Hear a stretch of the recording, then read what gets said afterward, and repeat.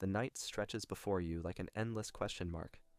Your mind races through the day's fragments, tomorrow's anxieties, the weight of existence itself pressing against your consciousness. You've tried counting sheep, controlled breathing, meditation apps that promise instant tranquility. Yet, here you are again, staring at the ceiling, wrestling with thoughts that seem determined to keep you awake. But what if I told you that the greatest minds in human history faced this same struggle? That philosophers from ancient Greece to modern times developed profound insights not despite their sleepless nights, but because of them? Tonight, we're going to explore something extraordinary. We're going to discover how philosophy can become your most powerful ally in the journey toward rest. But here's what makes this approach revolutionary. While most sleep advice focuses on what you should stop doing, philosophy teaches you what to start thinking. It transforms your relationship with consciousness itself, turning your mind from an enemy of rest into its greatest ally. The ancient Greeks had a word for it: ataraxia.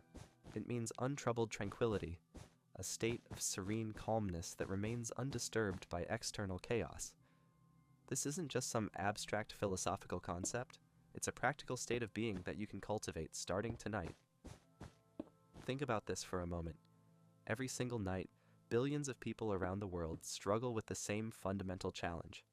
They lie in bed, physically exhausted but mentally alert, caught in the strange paradox of wanting nothing more than unconsciousness while being hyper-aware of their own consciousness. This isn't a modern problem created by smartphones and stress. This is the human condition itself. Plato understood this 24 centuries ago when he described the soul as being pulled between different desires and impulses.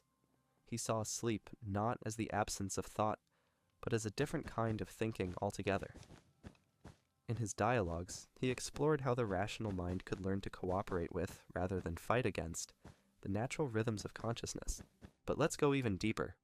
The reason most sleep advice fails is because it treats the symptoms rather than the cause. It tells you to avoid caffeine, keep your room dark, maintain a consistent schedule. All good advice, certainly, but it misses the fundamental truth that philosophy has understood for thousands of years. The mind that cannot find peace during waking hours will struggle to find peace in sleep. This is where our journey becomes truly fascinating, because what we're really talking about isn't just sleep. We're talking about the nature of consciousness itself. We're exploring questions that have captivated human beings since we first developed the capacity for abstract thought. What is the relationship between mind and body? How do we find peace in an uncertain world? What does it mean to truly rest, not just physically, but existentially? The Stoic philosophers developed perhaps the most practical approach to these questions. Marcus Aurelius, writing in his personal journal that would later become the Meditations, described techniques for calming the mind that sound remarkably similar to modern cognitive behavioral therapy. He understood that our thoughts about events, not the events themselves, determine our emotional state. Imagine lying in bed, worried about tomorrow's presentation or last week's awkward conversation. The Stoic approach wouldn't tell you to stop thinking about these things. Instead, it would teach you to examine the thoughts themselves. Are you catastrophizing? Are you trying to control outcomes that are ultimately beyond your influence? Are you suffering more in imagination than in reality? This examination isn't meant to be another source of mental activity. It's designed to reveal the often irrational nature of our late-night anxieties, allowing them to dissolve naturally rather than requiring forceful suppression. But the Stoics weren't the only philosophers to grapple with these questions. In ancient China, Taoist masters developed a completely different approach. Where the Stoics emphasized rational analysis, the Taoists emphasized wu wei, or effortless action. They understood that the mind, like water, naturally seeks its own level when not artificially agitated. The Tao Te Ching speaks of returning to a state of natural simplicity, of becoming like an uncarved block of wood. This isn't about becoming simple-minded. It's about returning to a state of consciousness that exists before the endless complications of adult thinking take hold. It's about remembering what it felt like to fall asleep as a child, when rest came naturally because the mind hadn't yet learned to torture itself with abstract worries. This brings us to one of the most profound insights in all of philosophy: the Buddhist understanding of suffering as arising from attachment and aversion. When you lie awake at night, what are you really doing? You're attached to the idea that you should be sleeping. You're averse to the experience of being awake. This very attachment and aversion create the mental tension that prevents rest. The Buddhist approach suggests something radical. Instead of fighting against wakefulness, what if you could learn to be completely okay resigned with it? Not to it, not passively accepting it, but genuinely at peace with whatever state of consciousness you find yourself in. This isn't giving up on sleep. It's removing the psychological pressure that often prevents sleep from coming naturally. Consider this paradox. The harder you try to fall asleep, the more elusive sleep becomes. This isn't just a quirk of human psychology. It's a fundamental principle that applies to many aspects of life. The things we grasp for most desperately often slip through our fingers. The things we can let go of often come to us effortlessly. Lao Tzu captured this beautifully when he wrote that the wise person does not attempt anything very big, and thus achieves greatness. Applied to sleep, this might mean not attempting to force unconsciousness, but simply creating the conditions where rest can naturally arise. But what are those conditions? Not just the external ones that sleep hygiene focuses on, but the internal conditions of mind and heart. This is where philosophy becomes intensely practical. Because the great thinkers throughout history didn't just theorize about peace and tranquility. They developed specific practices, mental exercises, and ways of understanding reality that can transform your actual experience. The Epicureans, often misunderstood as simple pleasure seekers, actually developed sophisticated techniques for distinguishing between different types of desires. They understood that many of our late-night anxieties stem from what they called empty desires, ones that can never be truly satisfied because they're based on false beliefs about what will make us happy. That worry about not being successful enough, attractive enough, accomplished enough. The Epicureans would help you see that these concerns often arise from comparing yourself to impossible standards or seeking approval from people whose opinions ultimately don't matter. Once you see the emptiness of these desires, they lose their power to disturb your peace. This philosophical approach to sleep represents a complete paradigm shift. Instead of viewing your mind as an obstacle to rest, you begin to see it as a garden that can be cultivated. Instead of fighting against thoughts and emotions, you learn to work with them skillfully. Instead of seeing sleeplessness as a problem to be solved, you begin to understand it as an opportunity to develop a different relationship with consciousness itself. The medieval Islamic philosopher Al-Ghazali wrote extensively about what he called the alchemy of happiness. He understood that true contentment comes not from external circumstances aligning perfectly, but from internal transformation. This transformation doesn't happen overnight, but it can begin tonight with the simple recognition that your relationship with your own mind can change. What we're really talking about is developing what the Greeks called Sophia, practical wisdom about how to live. This wisdom includes understanding when to act and when to rest, when to think and when to simply be, when to engage with the world, and when to withdraw into the sanctuary of your own consciousness. The beautiful thing about this philosophical approach is that it works whether you fall asleep quickly or lie awake for hours, because the goal isn't just sleep, the goal is peace. And peace, according to every major philosophical tradition, is available in any moment, under any circumstances, to anyone willing to understand its nature. The Roman Emperor Marcus Aurelius understood this intimately. Writing by candlelight in his military tent on the Germanic frontier, he developed what might be the most practical philosophy for sleepless minds ever recorded. He faced the weight of an empire, the constant threat of war, the knowledge that his decisions could affect millions of lives. Yet in his private meditations, he wrote with the tranquility of someone who had discovered something profound about the nature of rest. You have power over your mind, not outside events, he reminded himself. Realize this, and you will find strength. This wasn't just philosophical theory. This was a man talking himself through the exact same mental turbulence that keeps you awake at night. The difference is that Marcus Aurelius had learned to see his thoughts not as facts, but as events occurring in consciousness, no more permanent or significant than clouds passing across the sky. Here's where this becomes revolutionary for your sleep. Most people treat their nighttime thoughts as urgent dispatches from reality. That embarrassing moment from 3 years ago replaying in your mind at 2 a.m. feels just as real and immediate as if it were happening right now. That worry about next month's deadline creates the same physiological stress response as if the deadline were tomorrow morning. Your mind doesn't distinguish between memory, imagination, and present reality when it comes to generating emotional reactions. But philosophy teaches us something extraordinary about the nature of thought itself. These mental phenomena are not you. They're events occurring within your consciousness, temporary visitors in the space of your awareness. The Zen tradition describes this beautifully through the metaphor of the sky and clouds. The clouds come and go, sometimes bringing storms, sometimes bringing beauty, but the sky itself remains unchanged, spacious, and serene. When you begin to understand this distinction, something remarkable happens. You stop being the person who can't sleep because of anxious thoughts, and become the awareness in which thoughts about anxiety appear and disappear. This shift in identity is not just philosophical wordplay. It's a fundamental transformation in your relationship with your own mental processes. The 3rd century philosopher Plotinus described this as learning to live from the center rather than the circumference of your being. The circumference is where all the mental activity occurs, where thoughts and emotions swirl like weather patterns. But at the center, there's a quality of stillness that remains untouched by the storm. This center is not something you need to create or achieve. It's already there, waiting to be recognized. Consider the paradox of trying to quiet your mind. The very effort to stop thinking creates more mental activity. It's like trying to smooth water by pressing down on it with your hands. The harder you press, the more turbulent the water becomes. But if you simply stop pressing, stop trying to control, the water naturally returns to stillness. This is why the ancient Chinese concept of Wu Wei, often translated as non-action, is so crucial for understanding rest. Wu Wei doesn't mean doing nothing.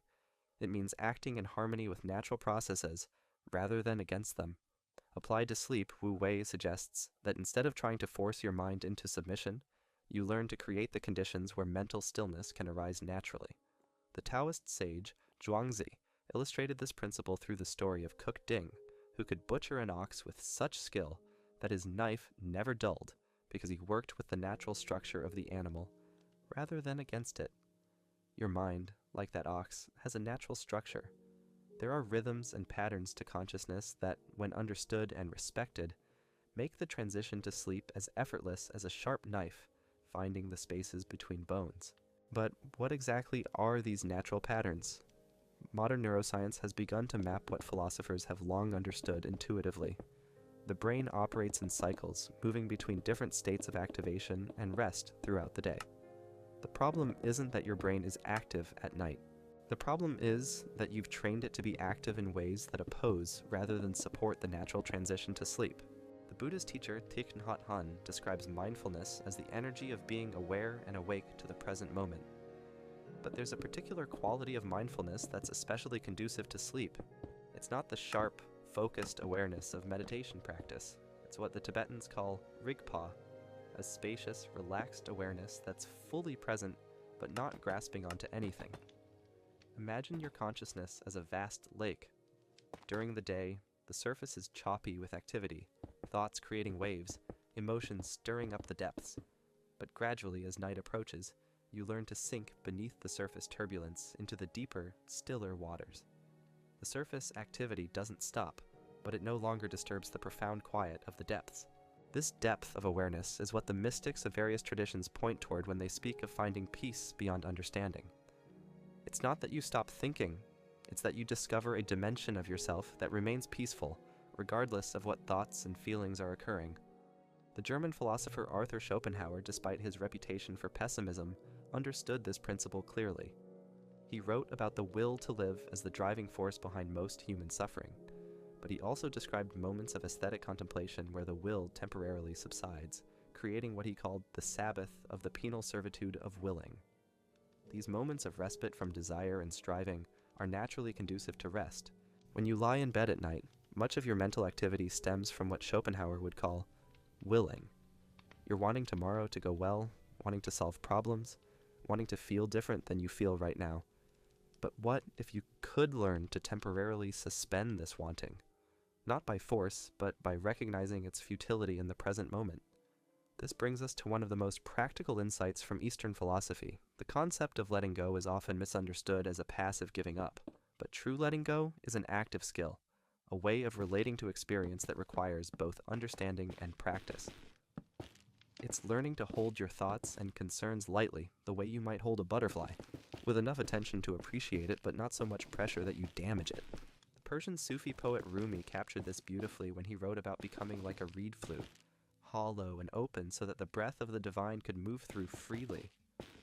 Applied to sleep, this suggests cultivating a quality of inner spaciousness where thoughts and feelings can move through without getting stuck or creating resistance. This spaciousness isn't empty or vacant, it's full of potential, pregnant with the possibility of rest. It's the pregnant pause between thoughts, the gap between breaths, the stillness between heartbeats. These gaps exist naturally in your experience right now.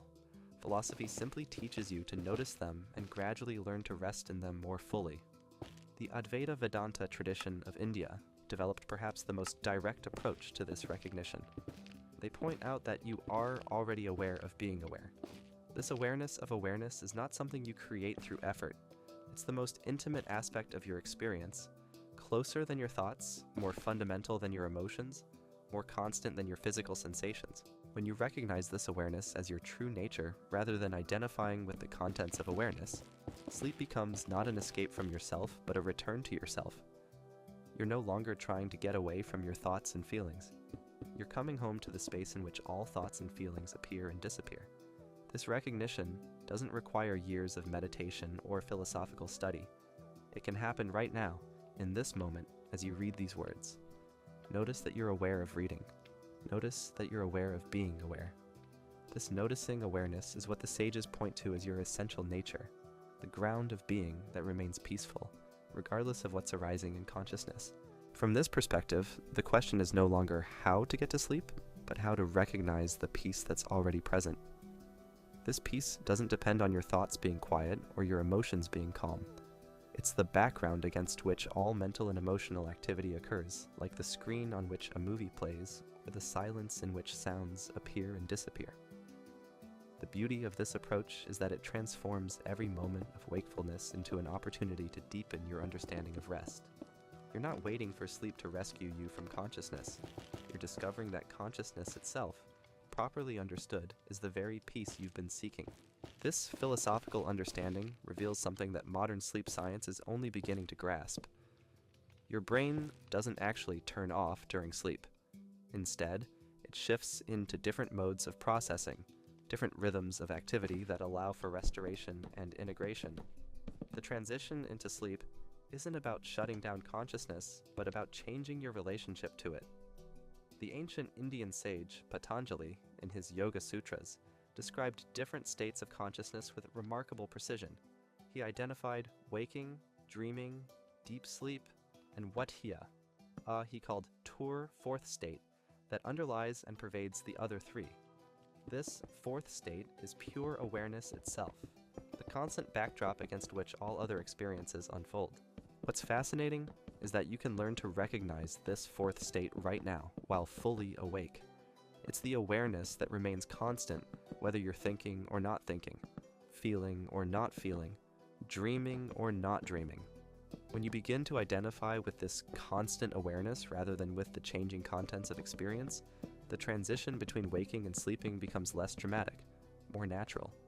The Christian mystic and Meister Eckhart expressed the same understanding when he wrote about the eternal now, the present moment that exists beyond time and contains all of time within it.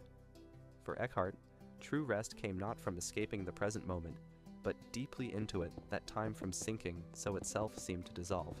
This timeless quality of deep presence is something you can cultivate as you lie in bed.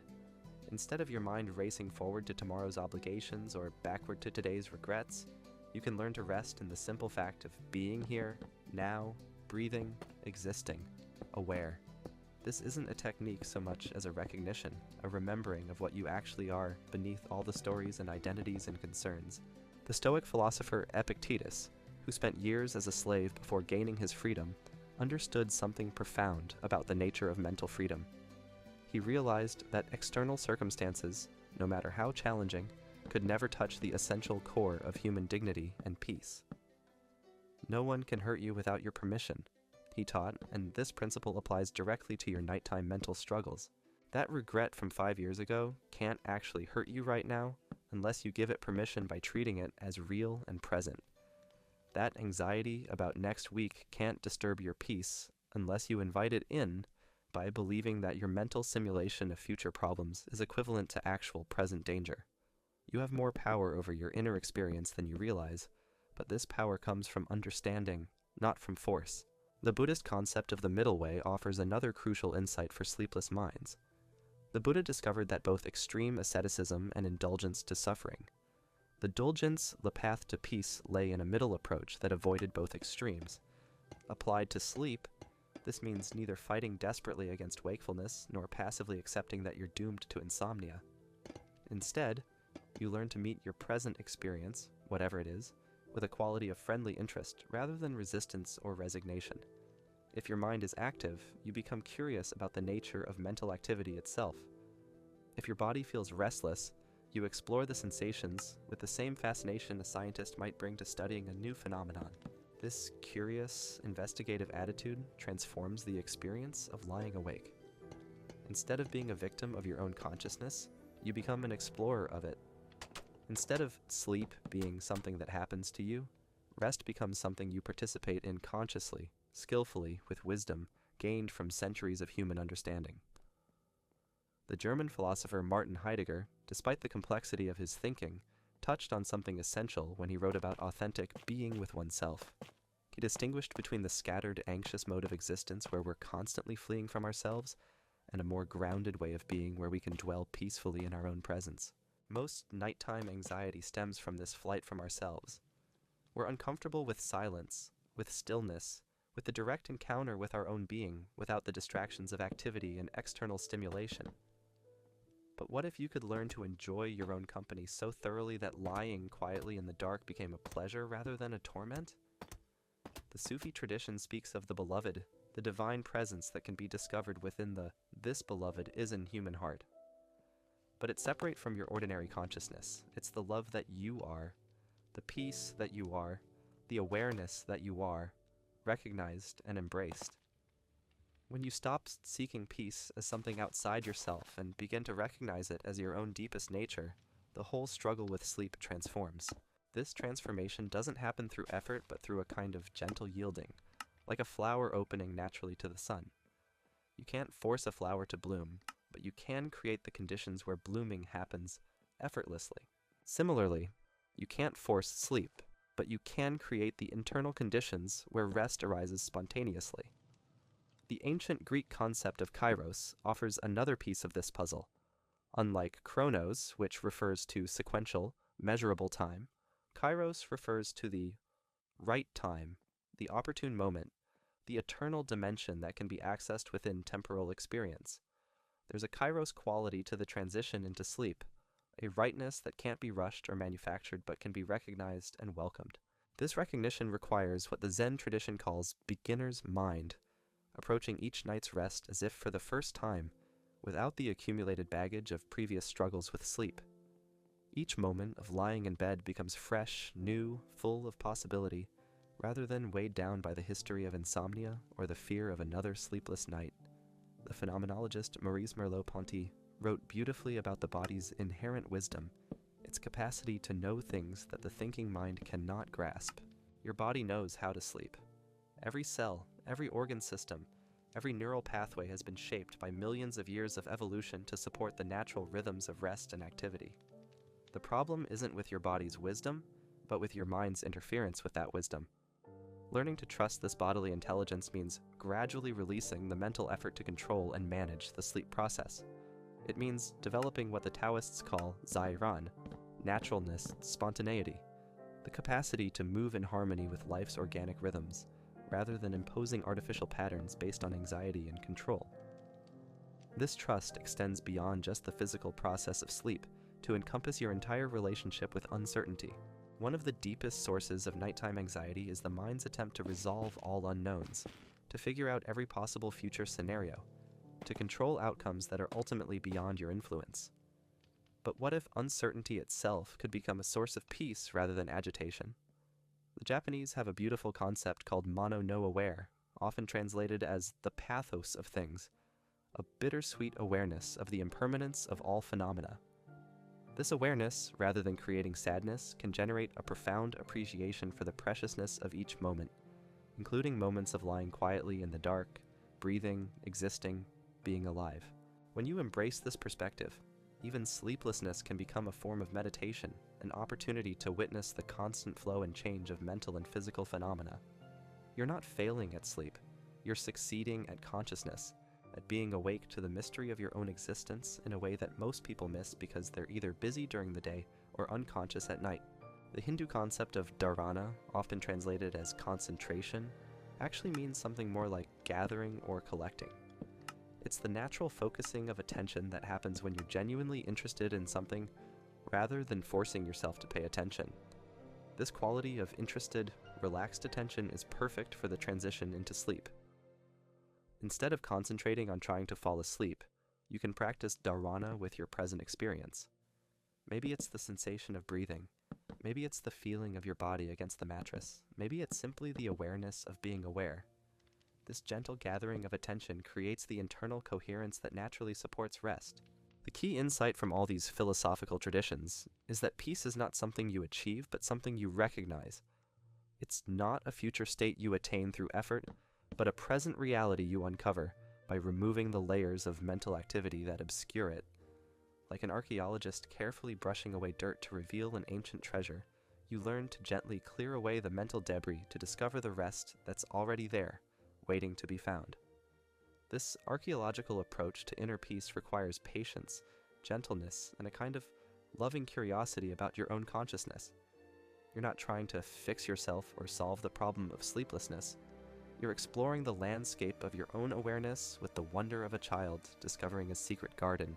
The 14th century mystic Julian of Norwich wrote about "all shall be well, and all shall be well, and all manner of things shall be well." This isn't naive optimism, but a profound recognition that beneath all the surface turbulence of life, there's a deeper current of okayness, of fundamental well-being that can't be disturbed by temporary circumstances. This fundamental okayness includes your sleeplessness, your anxiety, your racing thoughts. It doesn't eliminate them, but it provides a context large enough to hold them without being overwhelmed by them. It's like having a house so spacious that even noisy guests can't fill it with chaos. Your consciousness, properly understood, is that spacious. The ancient Stoics had a practice they called the view from above, where they would imagine themselves rising high above their immediate circumstances to gain perspective on what they called the cosmic city. From this elevated vantage point, personal troubles that seemed overwhelming at ground level revealed themselves as small perturbations in the vast fabric of existence. You can practice this same shift in perspective from your bed. Instead of being trapped inside your worried thoughts, you learn to step back and observe them from a place of spacious awareness. That presentation you're dreading tomorrow becomes just one brief moment in the endless unfolding of time. That conversation that went wrong last week becomes just one interaction among billions happening across the planet right now. This isn't about minimizing your concerns or pretending they don't matter. It's about right-sizing them, placing them in proper proportion so they don't colonize your entire consciousness. The Stoics understood that suffering comes not from events themselves, but from our judgments about events. And at 3 a.m, our judgment is notoriously unreliable. Marcus Aurelius knew this intimately. In his private writings, he constantly reminded himself that very little is needed to make a happy life. It is all within yourself, in your way of thinking. This wasn't philosophical theory for him. This was practical wisdom developed through years of sleepless nights commanding armies, governing an empire, facing the constant pressure of decisions that could affect millions of lives. But here's what makes his approach so relevant to your modern struggles with sleep. Marcus Aurelius didn't try to solve all his problems before going to bed. Instead, he learned to distinguish between what was his business and what wasn't. Your thoughts about tomorrow's challenges? That's your business. Tomorrow's actual challenges? That's tomorrow's business. This distinction sounds simple, but it's revolutionary in practice. Most nighttime anxiety comes from trying to live tomorrow's life today, from attempting to solve future problems with present worry. But worry is perhaps the most inefficient problem-solving mechanism ever devised by the human mind. It creates the illusion of productive activity while actually accomplishing nothing except the disruption of present peace. The Buddhist teacher Ajahn Chah used to tell his students that they were like people carrying a heavy burden on their heads while riding in a cart. They could put the burden down and let the cart carry both them and their load, but instead, they insisted on carrying the weight themselves, even while being transported. Your consciousness is like that cart. It can carry your concerns and experiences effortlessly if you learn to stop trying to carry them yourself. This metaphor points to something crucial about the nature of rest. True rest isn't the absence of experience, but a different way of relating to experience. It's learning to let your awareness carry your thoughts and feelings, instead of feeling like you have to personally manage every mental event that arises. The 13th century Persian poet Hafez captured this beautifully when he wrote about the art of surrender. But surrender, in the mystical sense, doesn't mean giving up. It means recognizing the intelligence that's already operating in your life. The same intelligence that beats your heart, digests your food, and heals your wounds without any conscious effort from you. This intelligence extends to sleep itself. Your body knows exactly how to transition from waking consciousness to rest. Every physiological system has evolved intricate mechanisms for supporting this transition. The problem isn't with your body's capacity for sleep, but with your mind's interference with natural processes.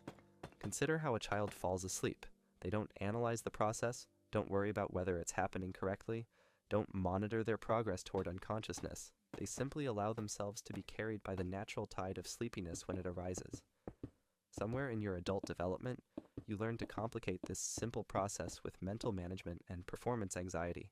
The Zen tradition has a beautiful phrase for this kind of effortless functioning, shizen, which means naturalness or spontaneity.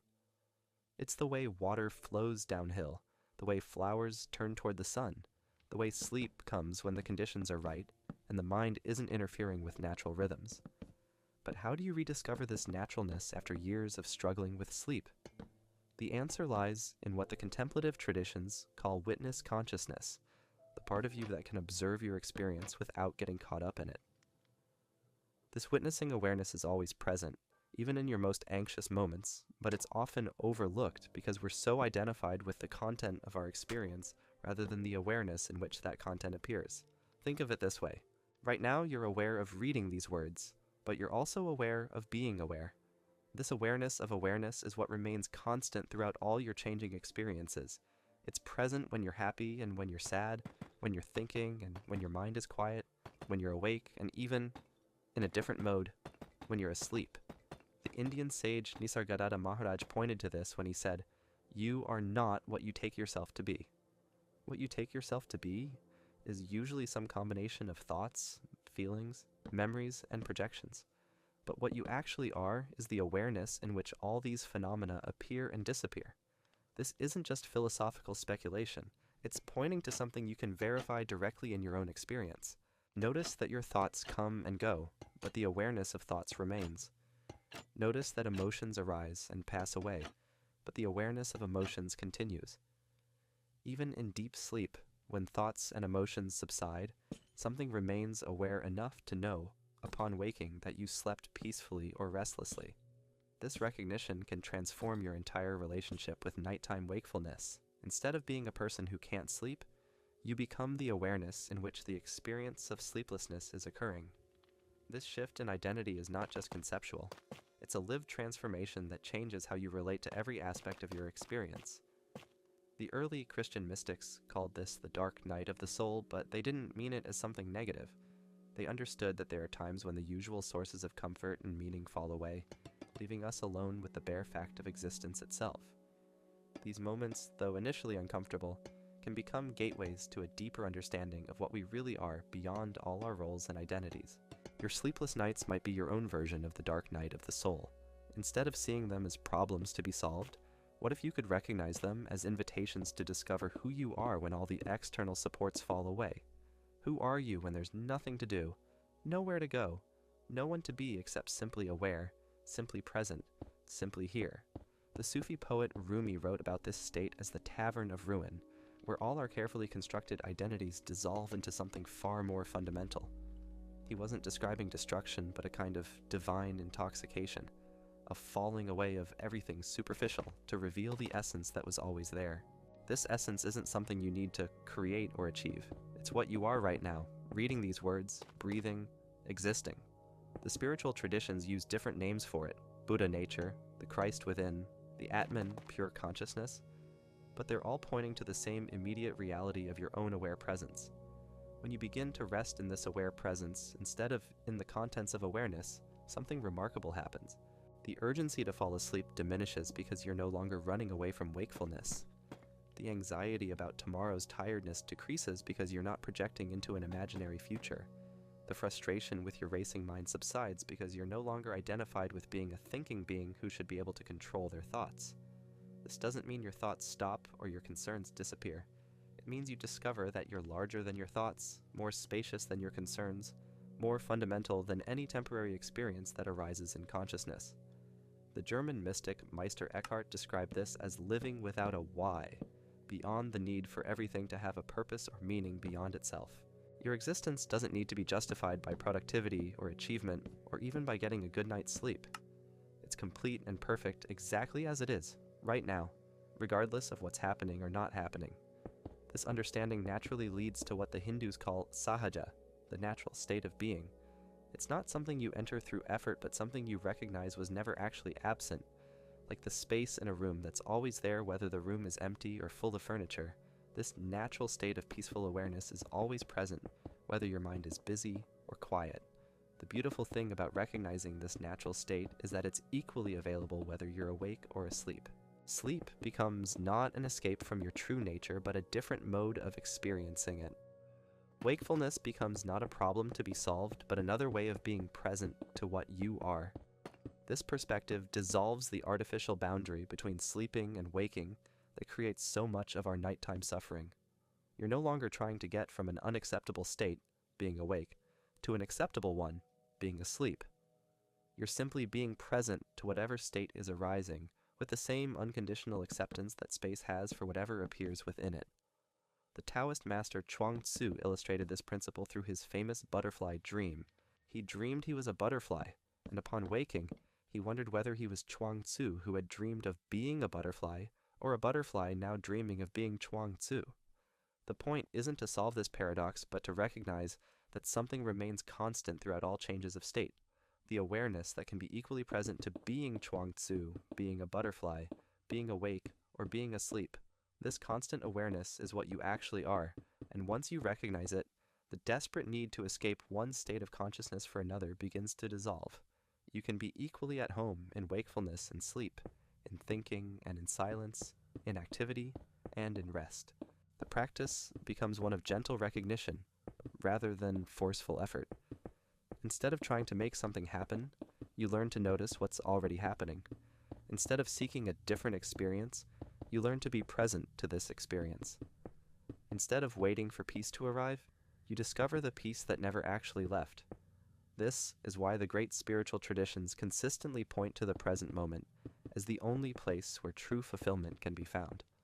Not because the present moment is always pleasant, it may contain physical discomfort, mental agitation, or emotional turbulence, but because the present moment is where you are, and what you are is inherently peaceful. The 20th century sage, Ramana Maharshi, spent his entire teaching career pointing people back to this simple recognition. When asked about complicated spiritual practices or philosophical questions, he would inevitably return to the most basic inquiry. Who is aware of these complications? Who knows about these problems? What is the nature of this knowing awareness? These aren't questions that require intellectual answers. They're invitations to look, experience, and recognize what's most directly at your own immediate obvious and yet most easily overlooked.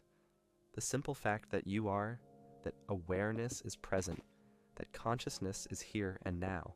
From this recognition, sleep becomes not something you do, but something that happens within what you are.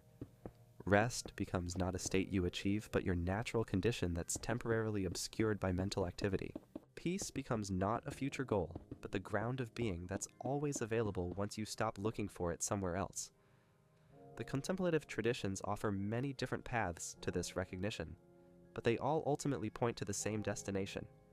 The discovery that what you've been seeking is what you've always been. The peace you want in sleep is the peace of your own true nature. The rest you crave is the rest of simply being yourself without effort or pretense. This understanding transforms not just your nights, but your entire relationship with life itself. You stop living in opposition to your experience, and begin living as your experience. You stop trying to escape from consciousness and start recognizing consciousness as your home. When you truly understand this, something extraordinary begins to happen in those quiet midnight hours. The very act of lying still becomes a form of meditation, a direct encounter with the mystery of existence itself. You're no longer a victim of insomnia, but an explorer of consciousness, investigating the nature of awareness with the curiosity of a scientist making groundbreaking discoveries. The ancient philosopher Heraclitus spoke of the logos, the underlying order that governs all things despite apparent chaos. He understood that what seems like disorder on the surface often reveals deeper patterns when viewed from the right perspective. Your restless mind, churning through worries and memories, isn't evidence of something broken. It's displaying the natural intelligence of consciousness processing, sorting, integrating the experiences of your day. But here's where most people go wrong. They try to stop this processing, to shut down the mind's natural activity through force of will.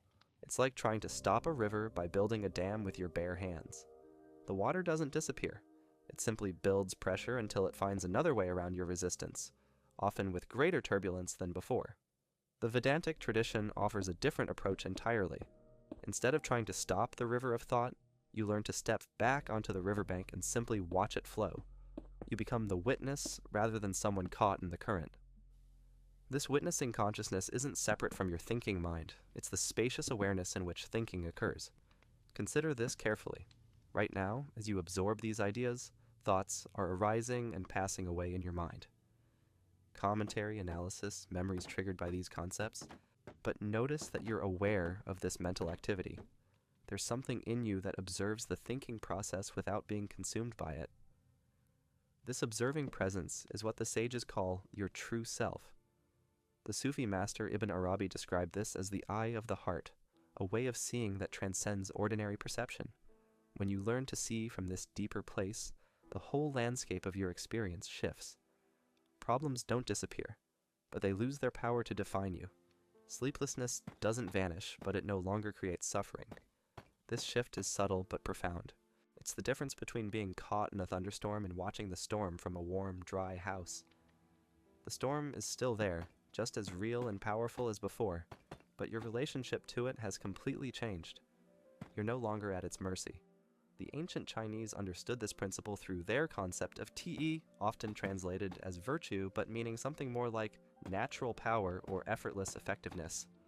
When you stop fighting against the natural rhythms of your consciousness, when you learn to work with, rather than against the flow of mental energy, you tap into this Ti. Your presence becomes more powerful precisely because it's no longer forcing anything.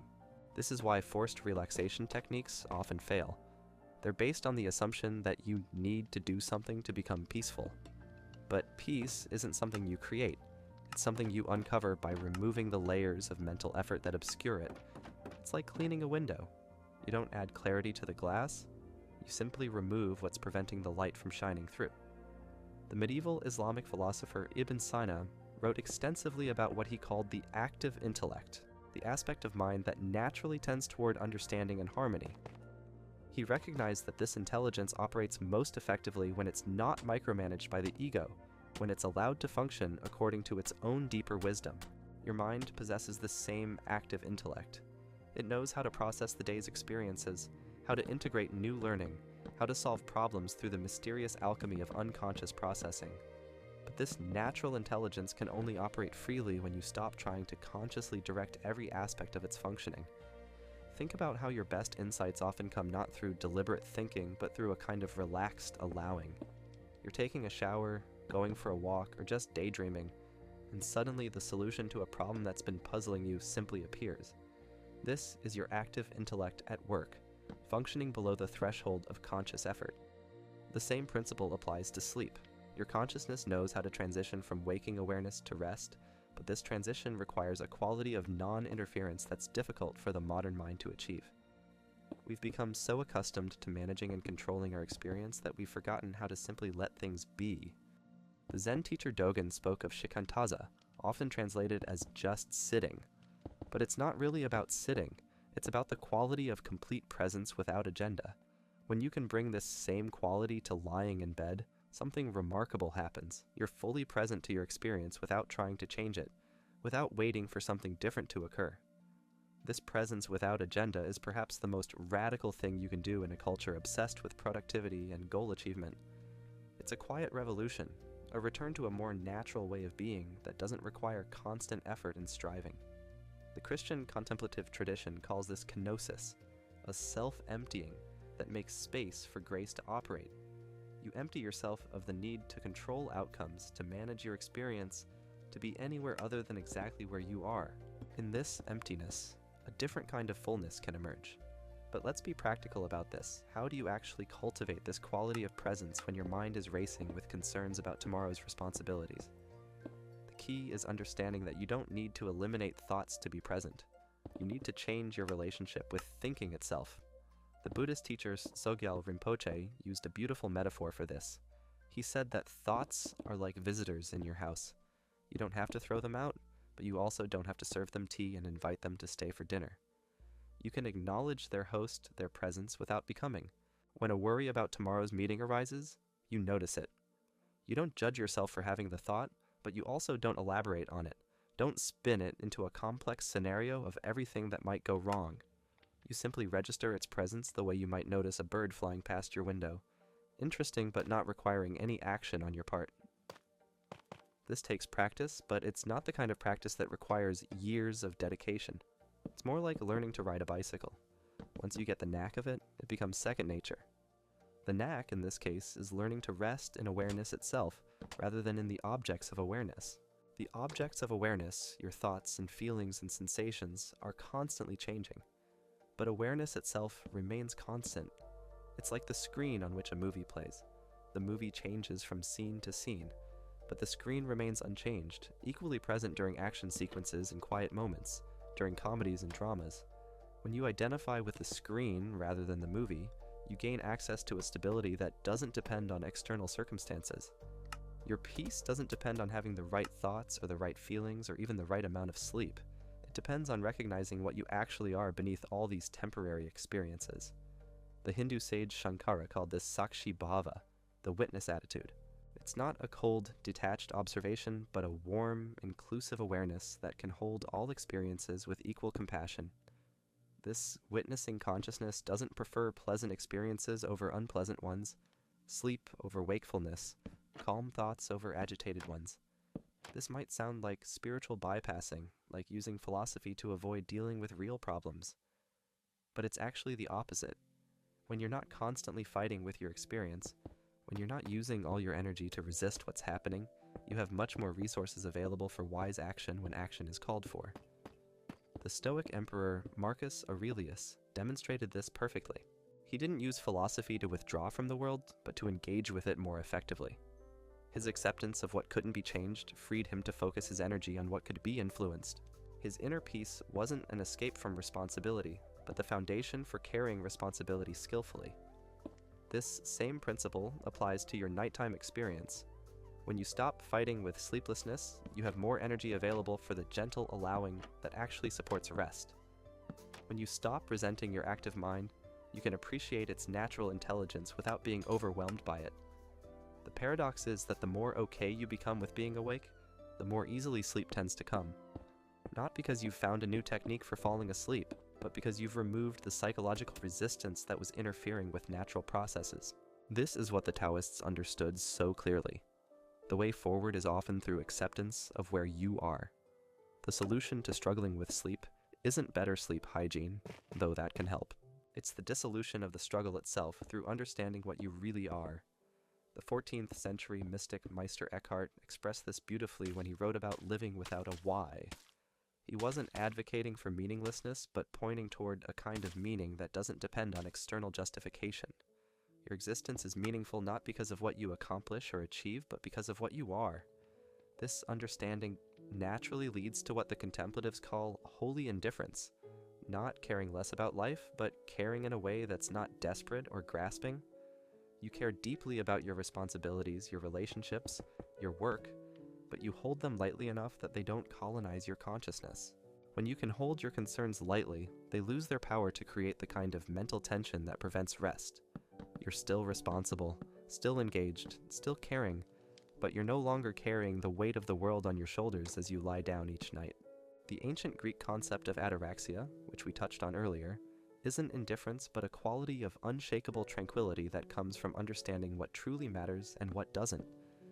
This tranquility isn't achieved through controlling circumstances, but through seeing clearly what's actually within your control and what isn't. Most nighttime anxiety comes from trying to control things that are fundamentally uncontrollable. You can't control how others will respond to your presentation tomorrow. You can't control whether your plans will unfold as you hope. You can't control the countless variables that will determine how your day goes. But you can control how you relate to this uncertainty. You can choose to meet the unknown with curiosity rather than dread, with openness rather than resistance. This choice, made moment by moment, transforms not just your sleep, but your entire relationship with life. The Persian poet Hafez wrote about this as the art of divine drunkenness, a kind of intoxication with existence itself that makes all specific outcomes less important.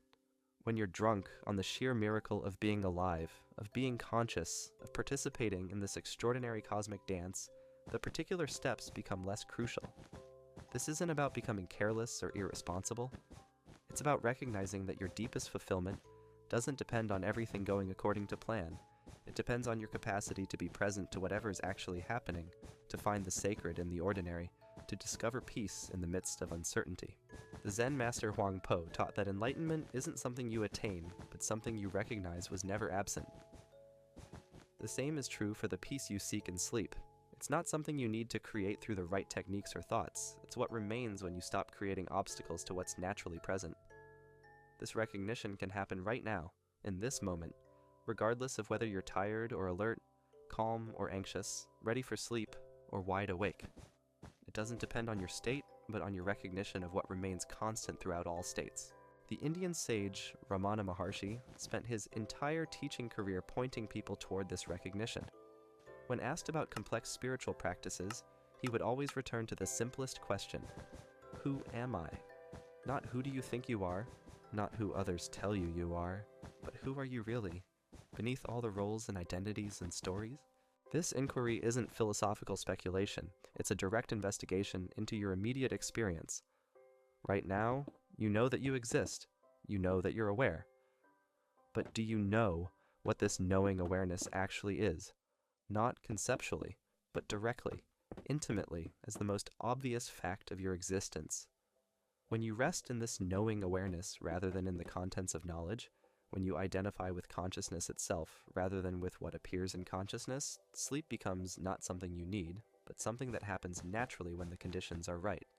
The conditions for sleep aren't just external, though darkness and quiet certainly help. The most important condition is internal, the absence of the mental effort to be somewhere other than where you are. When you can be completely here, completely present to this moment, this breath, this sensation of lying in bed, the transition to sleep becomes as natural as breathing. This presence isn't a doing, but an undoing, a gradual release of all the ways you habitually tense against your experience. It's like slowly unclenching a fist you didn't realize you were making, allowing your hand to open and reveal what it was holding all along. What you've been holding all along is the peace you've been seeking, not as a future attainment, but as your present reality, temporarily obscured by the very seeking that was meant to find it. This is the ultimate paradox and the ultimate freedom. What you're looking for is what's looking. When this recognition dawns, not just intellectually but as a lived understanding, your entire relationship with consciousness shifts. You're no longer trying to escape from awareness into unconsciousness, but learning to rest more deeply into awareness itself. You're not trying to get away from your mind, but discovering the spacious silence in which all mental activity arises and subsides. This silence isn't the opposite of sound, but the background that makes all sound possible. This space isn't the opposite of objects, but the openness in which all objects appear. This peace isn't the opposite of activity, but the stillness that underlies all movement. And this stillness, this silence, this peace is what you are. Not what you have or what you can achieve, but what you are right now, reading these words, breathing, existing, aware. The recognition of this fact is the end of seeking and the beginning of finding what was never lost. From this place of recognition, something extraordinary begins to unfold in those quiet hours when the world sleeps, but consciousness remains alert. You discover that wakefulness itself can become a form of prayer, a communion with the deepest aspects of existence that are usually hidden beneath the noise of daily activity. The ancient Vedic seers understood this when they spoke of the Brahma Muhurta, those pre-dawn hours when the veil between ordinary and sacred consciousness grows thin. They recognized that these liminal moments, when most of humanity slumbers, offer unique opportunities for profound realization. Your own sleepless hours carry this same potential for transformation. But this transformation requires a fundamental shift in how you understand the purpose of consciousness itself.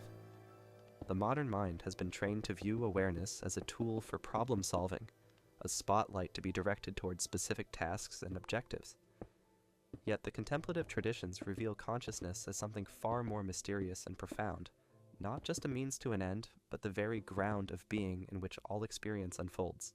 The German philosopher Arthur Schopenhauer, despite his reputation for pessimism, glimpsed something essential about this deeper nature of consciousness. He wrote about moments when the will to live temporarily subsides, creating what he called aesthetic contemplation. In these moments, the usual subject-object duality dissolves, and what remains is pure knowing without a knower, pure seeing without someone who sees. You can access this same quality of consciousness in the stillness of your bedroom. When you stop trying to be someone who needs to fall asleep and simply rest in the awareness that's already present, the boundaries between waking and sleeping begin to blur. You discover states of consciousness that are neither fully awake nor asleep, but something altogether more fundamental. The mystic Jacob Boehme described this as the unground, the groundless ground from which all experience emerges. It's not a place or a state, but the sourceless source of all states, the dimensionless dimension in which all dimensions appear. This might sound abstract, but it points to something remarkably concrete in your own experience. The simple fact of being aware, right here, right now. This awareness doesn't depend on the contents of consciousness for its existence. Whether your mind is busy or quiet, whether your body feels comfortable or restless, whether emotions are present or absent, awareness itself remains constant. It's like the empty space in a room that's equally present whether the room contains furniture or not. The Tibetan Buddhist tradition speaks of Rigpa, the natural state of awareness that's always present but often overlooked because we're so fascinated by what appears within it. This Rigpa isn't something you need to create through meditation or spiritual practice. It's what you are prior to all the identities and stories you've accumulated over the years. When you begin to rest in Rigpa, rather than in the contents of awareness, something remarkable happens to your relationship with sleep. You're no longer someone who sometimes sleeps and sometimes doesn't sleep. You become the awareness in which both sleeping and waking occur, equally at peace with whatever state arises. This shift in identity is perhaps the most radical thing that can happen to a human being. It's what the spiritual traditions call enlightenment, awakening, or self-realization. But these terms can be misleading because they suggest achieving something extraordinary. What's actually happening is the recognition of something utterly ordinary, the simple fact that you are aware. The contemporary teacher Rupert Spira expresses this beautifully when he points out that the question, "Am I aware?" is the only question that answers itself in the very asking. You don't need to think about whether you're aware.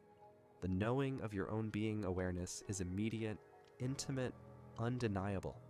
This knowing awareness is what remains constant throughout all the changing experiences of your life.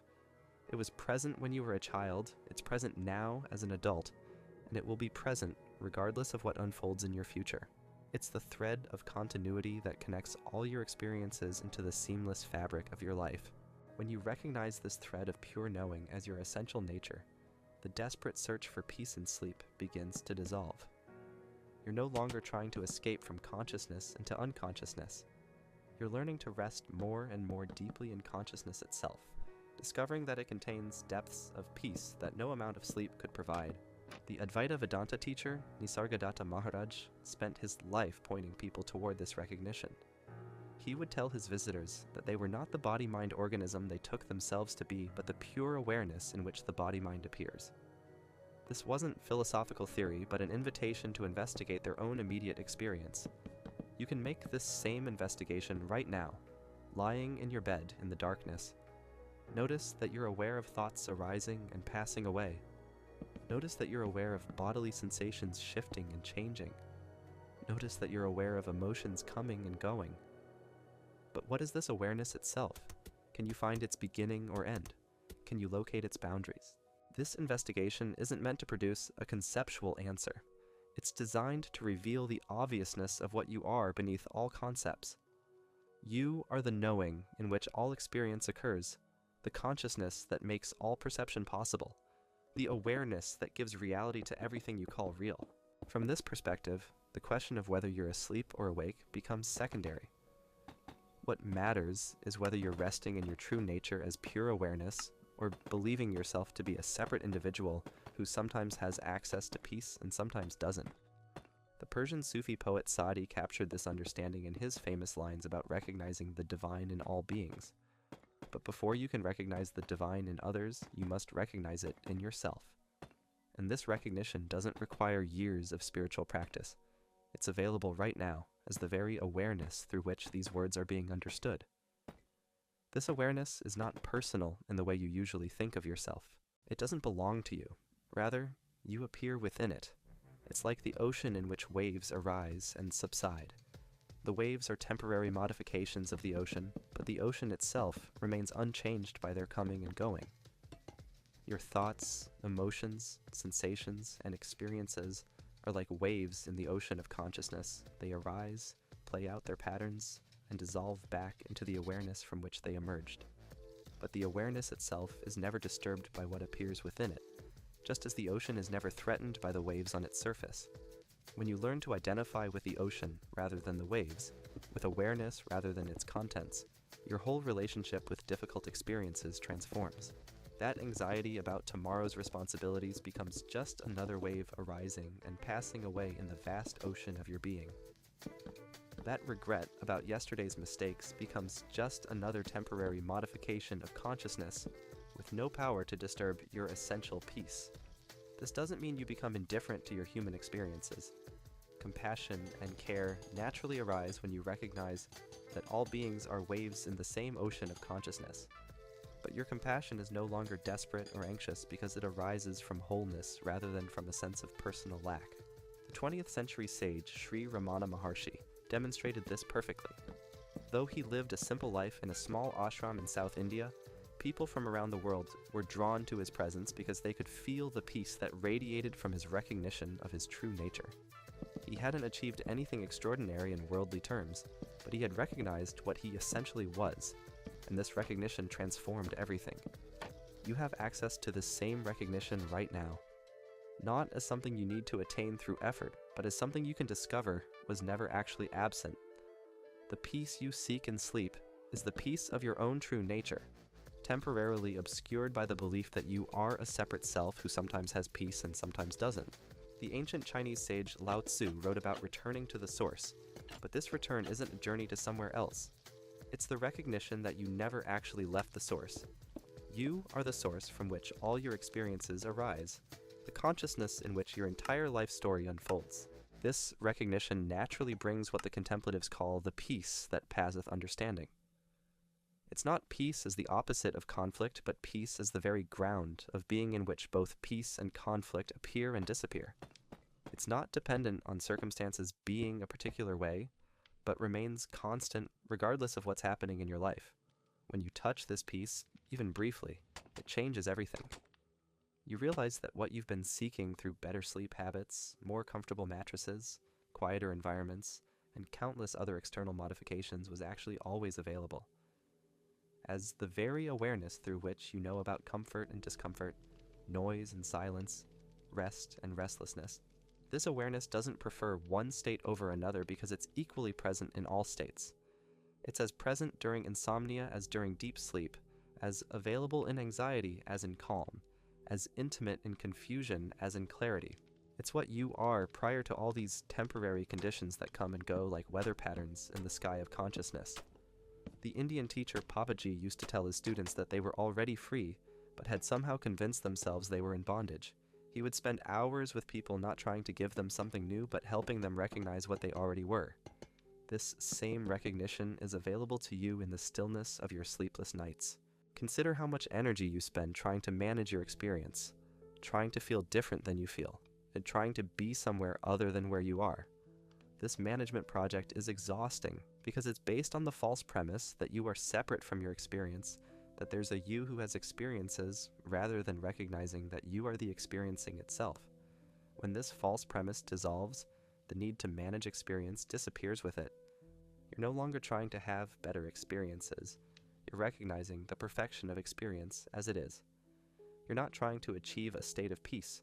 You're discovering the peace that underlies all states. This discovery doesn't happen through thinking about it, but through a direct seeing that bypasses the conceptual mind entirely. It's like suddenly noticing that you've been looking for your glasses while they were on your head all along. The recognition is immediate, obvious, and often accompanied by laughter at how simple it was all along. The Zen tradition is full of stories about this kind of sudden recognition. A student struggles for years with complex practices and philosophical studies, and then something utterly simple, the sound of a pebble hitting bamboo, the sight of cherry blossoms falling, triggers the recognition that what they were seeking was what they already were. Your own sleepless nights might serve the same function as that pebble hitting bamboo. They strip away all the usual distractions and comforts, leaving you alone with the bare fact of consciousness itself. In this nakedness, this vulnerability, the recognition of your true nature can dawn with startling clarity. But this recognition doesn't depend on any particular circumstances. It's equally available whether you're lying in the most comfortable bed or on the hardest floor, whether your mind is perfectly quiet or racing with activity, whether you feel peaceful or agitated. It depends only on the willingness to look at what's looking, to know what's knowing, to be aware of awareness itself. The contemporary teacher Muji often asks his students, "Can you step out of awareness?" Try it right now. Can you find a place outside of awareness from which to observe awareness? Can you step back far enough to see consciousness as an object? What you'll discover is that awareness is not an object among other objects, but the very subjectivity through which all objects are known. This subjectivity is what you are most essentially, not the person you think you are, not the roles you play, not the problems you face, but the knowing awareness in which all these phenomena appear and disappear. When you rest as this awareness, rather than as the contents of awareness, you discover a peace that doesn't come and go, a stability that doesn't depend on circumstances, a fulfillment that doesn't require anything to be different. This is why the great spiritual traditions consistently point to the present moment as the gateway to liberation, not because the present moment is always pleasant, but because the present moment is where awareness is most obvious. It's where you can most clearly recognize what you are beneath all the layers of identity and story. In this moment, right now, you are aware. This awareness doesn't have a beginning or end, doesn't have inside or outside, doesn't have boundaries or limitations. It's the open space in which your entire world appears, the clear light in which all experience is illuminated, the stillness in which all movement occurs. When you recognize this awareness as your true identity, sleep becomes not something you need, but something that happens naturally within what you are. Rest becomes not a state you achieve, but your natural condition temporarily obscured by mental effort. Peace becomes not a future goal, but the ground of being that's always available once you stop looking for it in the wrong place. The looking stops when you realize that what you were looking for is what's doing the looking. The seeking ends when you discover that what you were seeking is what's been seeking all along. The journey home concludes when you recognize that you never actually left home, but only dreamed you were somewhere else. This recognition is the end of the spiritual search and the beginning of living from your true nature. It doesn't solve all your practical problems or make challenging emotions disappear, but it provides an unshakable foundation of peace that remains constant, regardless of what's happening on the surface of life. From this foundation, you can meet whatever arises, sleeplessness or sleep, anxiety or calm, pleasant experiences or difficult ones, with the same unconditional acceptance. Not because you don't care what happens, but because you know what you are is untouched by whatever happens. The ancient Upanishads express this as Tat Tvam Asi. Thou art that. You are the very consciousness you've been seeking peace in. You are the awareness you've been trying to quiet. You are the being you've been attempting to rest. This recognition transforms every aspect of your experience, including your relationship with sleep itself. When you know yourself as consciousness, sleep becomes a play of consciousness. When you recognize yourself as awareness, rest becomes a dance of awareness. When you understand your true nature as pure being, even insomnia becomes an expression of the very being you are. This understanding doesn't come from the mind, but to the mind. It doesn't arise from thought, but in the space where thoughts appear and disappear. It's closer than your breath, more intimate than your heartbeat, more obvious than the sensation of lying in bed. It's what's reading these words right now, what's understanding their meaning, what's aware of whatever responses are arising to these ideas. This awareness is your true face, your original nature, your deepest identity. It's what the Buddhists call Buddha nature, what the Christians call the kingdom of heaven within, what the Hindus call Atman, what the Sufis call the beloved. But all these are just pointers to what can only be recognized directly in your own immediate experience. The recognition might happen suddenly, like a flash of lightning illuminating a dark landscape. Or it might dawn gradually like the slow brightening of the eastern sky before sunrise. But, however it occurs, it brings the end of seeking and the beginning of living from the peace that you are. In this peace, sleep comes when it comes and doesn't when it doesn't. But either way, you remain at rest in your own true nature. You've found the secret that philosophers have whispered about for millennia, that what you've been looking for in sleep, in relationships, in achievements, in experiences of all kinds, is what you've always been. The search was never really for sleep, but for the recognition of what you are. And what you are is the very awareness in which the search arose, played out its drama, and finally came to rest in the recognition that there was never anywhere to go and nothing to find because you were already what you were looking for. This is the deepest teaching that philosophy can offer about sleep, not techniques for managing consciousness, but recognition of what consciousness actually is. Not methods for achieving rest, but discovery of the rest you've always been. Not practices for finding peace, but understanding that peace is what's looking for practices. When this recognition stabilizes, when it becomes not just a temporary glimpse, but a lived understanding, your nights transform completely. You might still experience periods of wakefulness, but they no longer create suffering. You might still have an active mind, but it no longer disturbs your peace. You might still face challenges and concerns, but they no longer shake your fundamental sense of well-being. You've discovered what the mystics of all traditions have pointed toward, that your essential nature is already what you've been seeking. The kingdom of heaven is within you. The Buddha nature is your true face. Pure awareness is what you are. This recognition is the end of philosophical seeking and the beginning of philosophical. In this being, every night becomes an opportunity not to escape from consciousness, but to rest more deeply in it. Every moment of wakefulness becomes a chance not to struggle with awareness, but to celebrate it. Every breath becomes not an effort to control experience, but a natural expression of the life that you are. And in this profound acceptance of what is, in this deep recognition of what you are, sleep comes naturally when it comes.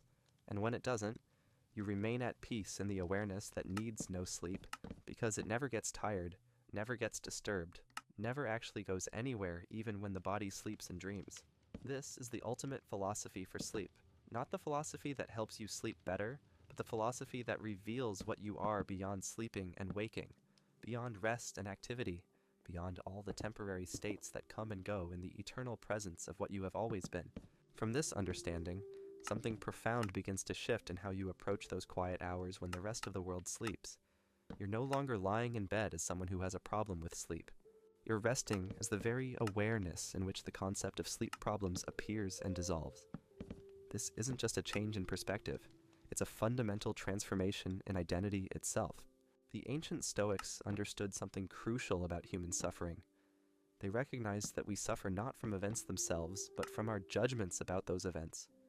Applied to sleeplessness, this means that the actual experience of lying awake is neutral. It's neither good nor bad in itself. The suffering comes from the story you tell yourself about what it means to be awake when you think you should be sleeping. But what if there were no should?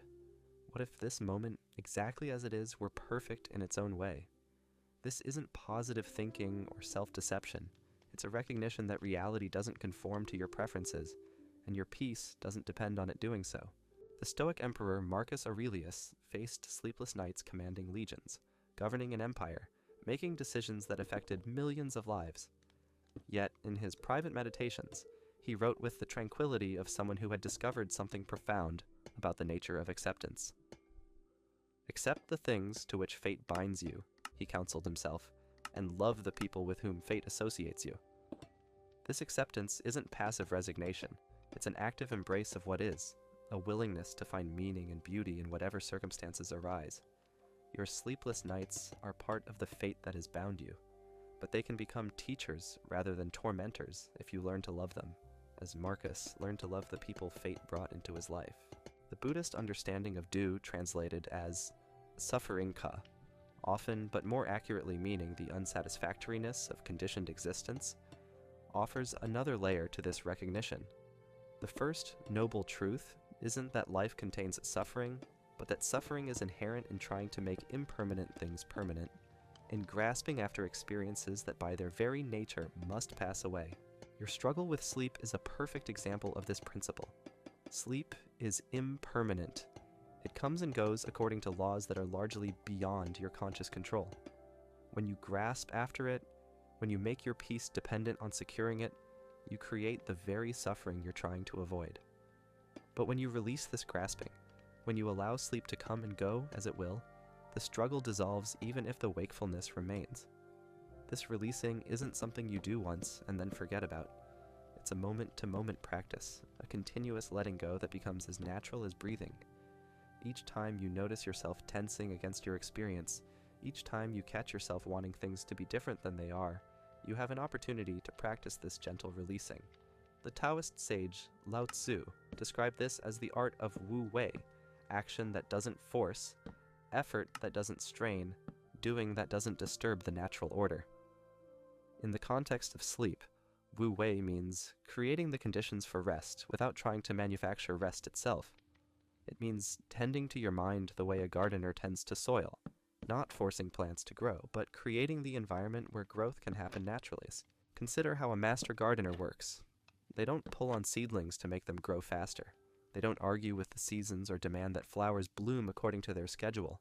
Instead, they prepare the ground, provide water and nutrients, remove weeds that might choke out healthy growth, and then trust the natural intelligence of life itself to do what it does best. Your consciousness has the same natural intelligence.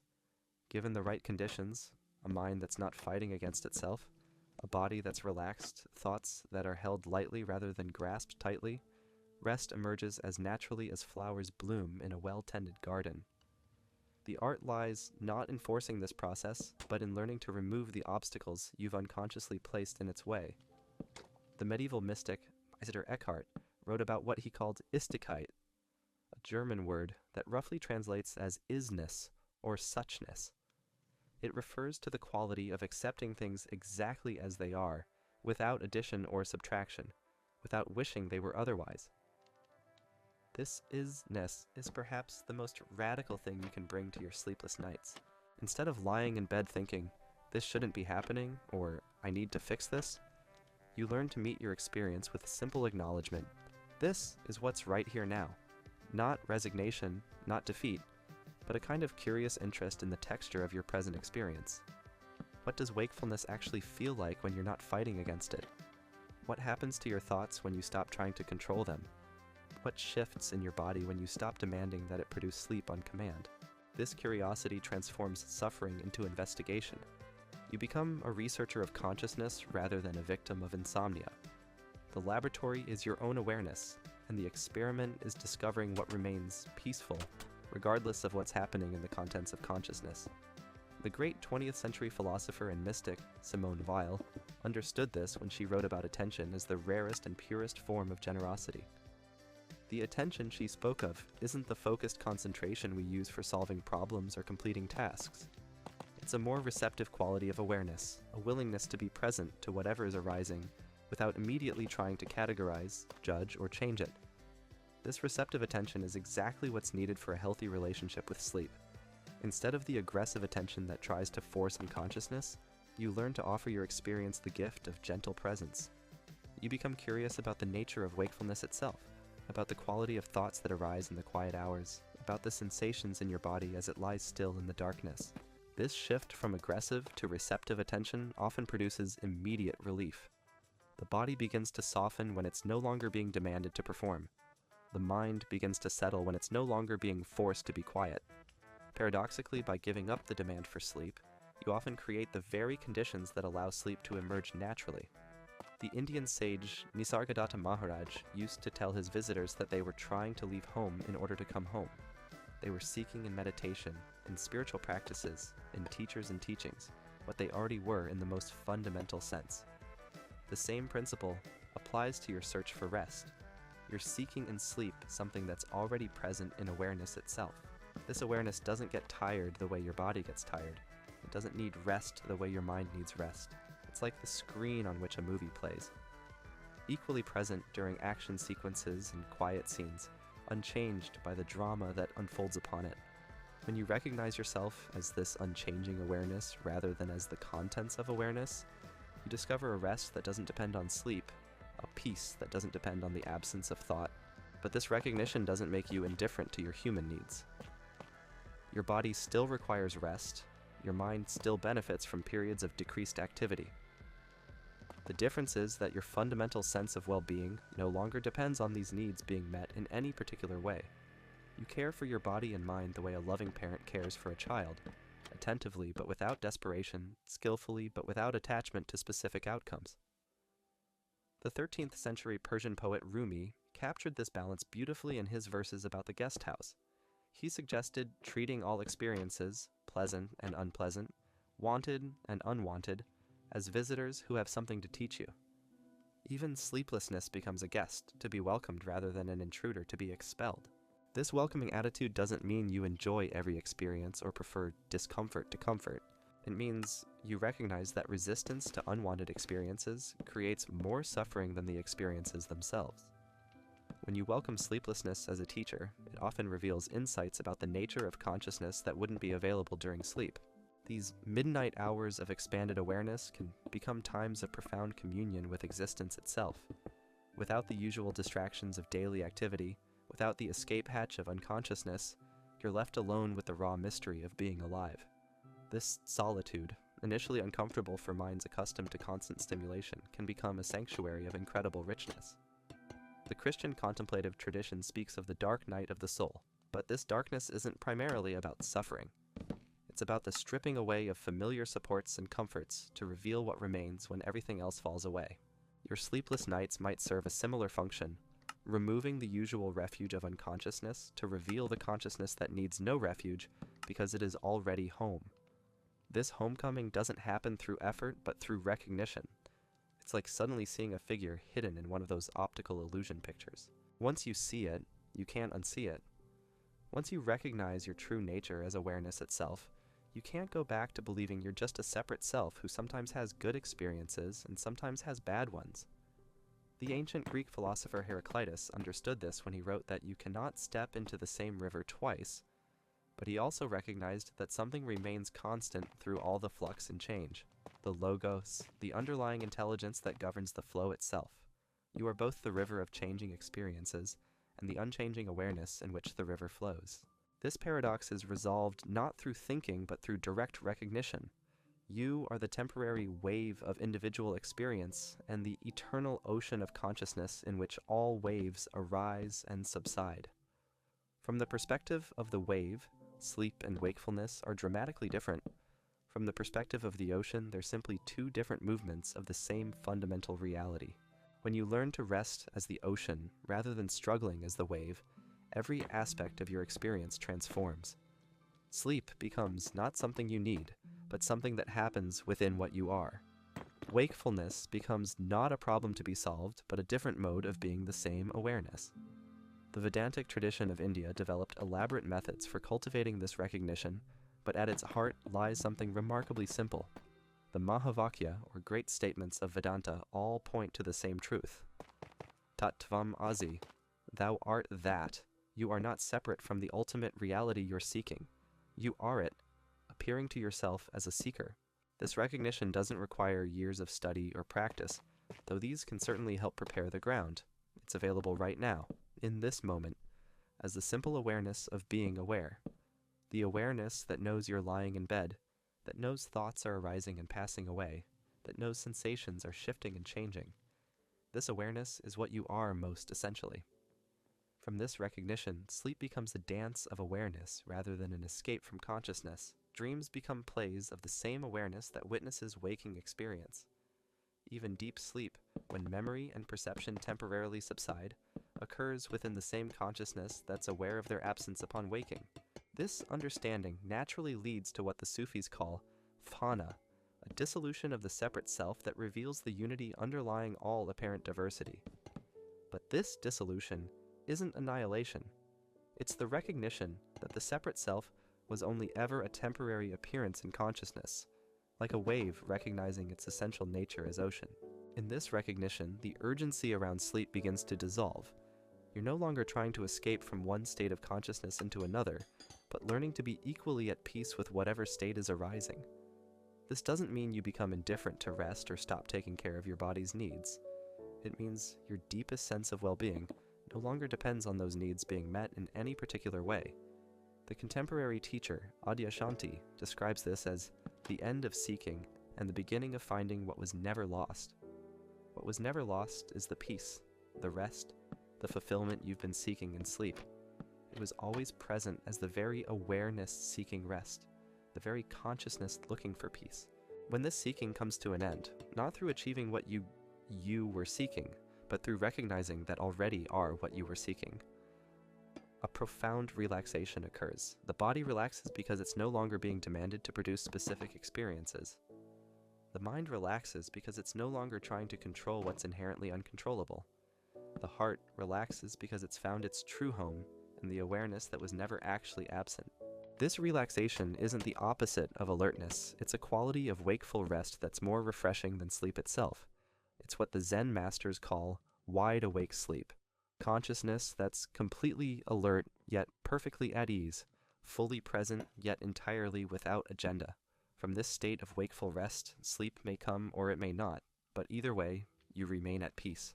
You've discovered what the ancient philosophers whispered about in their most profound moments, that true rest is not the absence of consciousness, but consciousness recognizing its own inherently peaceful nature. This recognition transforms not just your nights, but your entire relationship with life itself.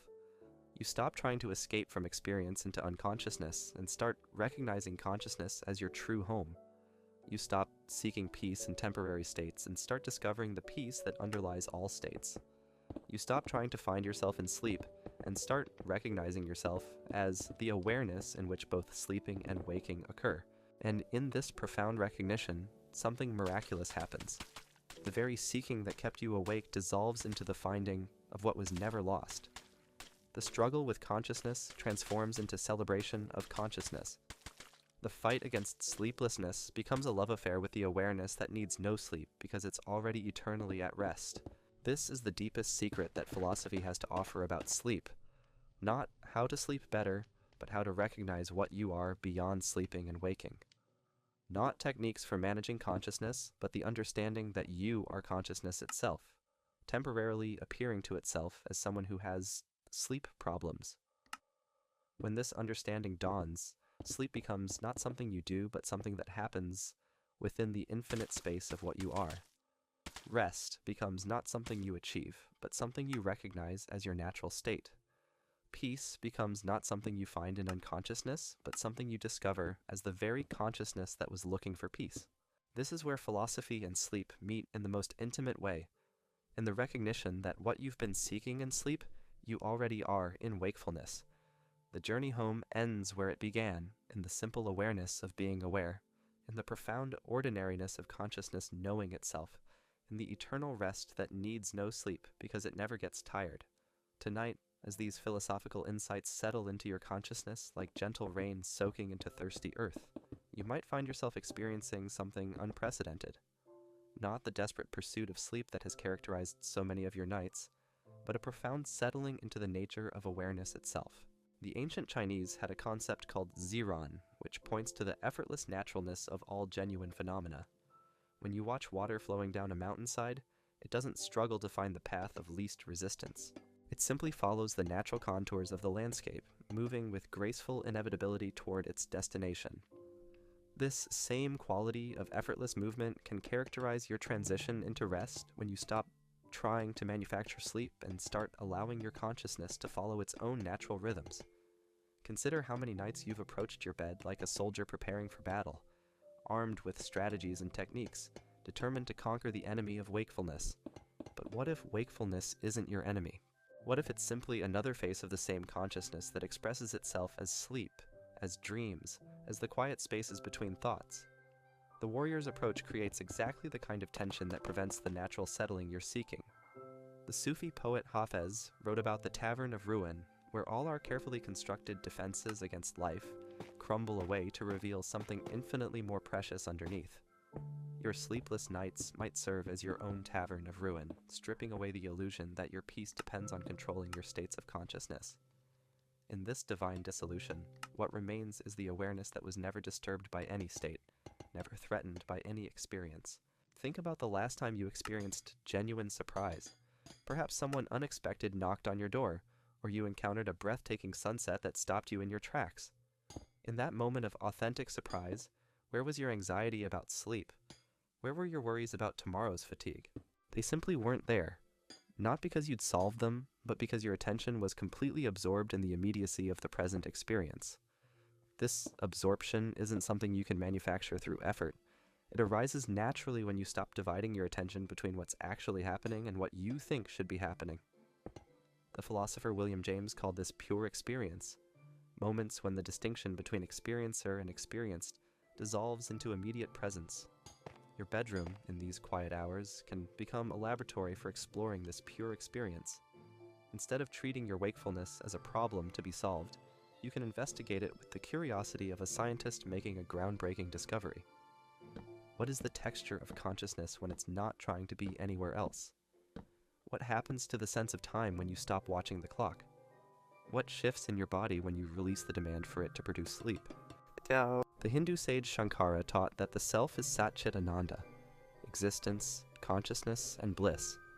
But this bliss isn't the temporary happiness that comes from getting what you want. It's the inherent contentment of being itself, the natural joy of existence that doesn't depend on circumstances aligning in any right joy is present particular way.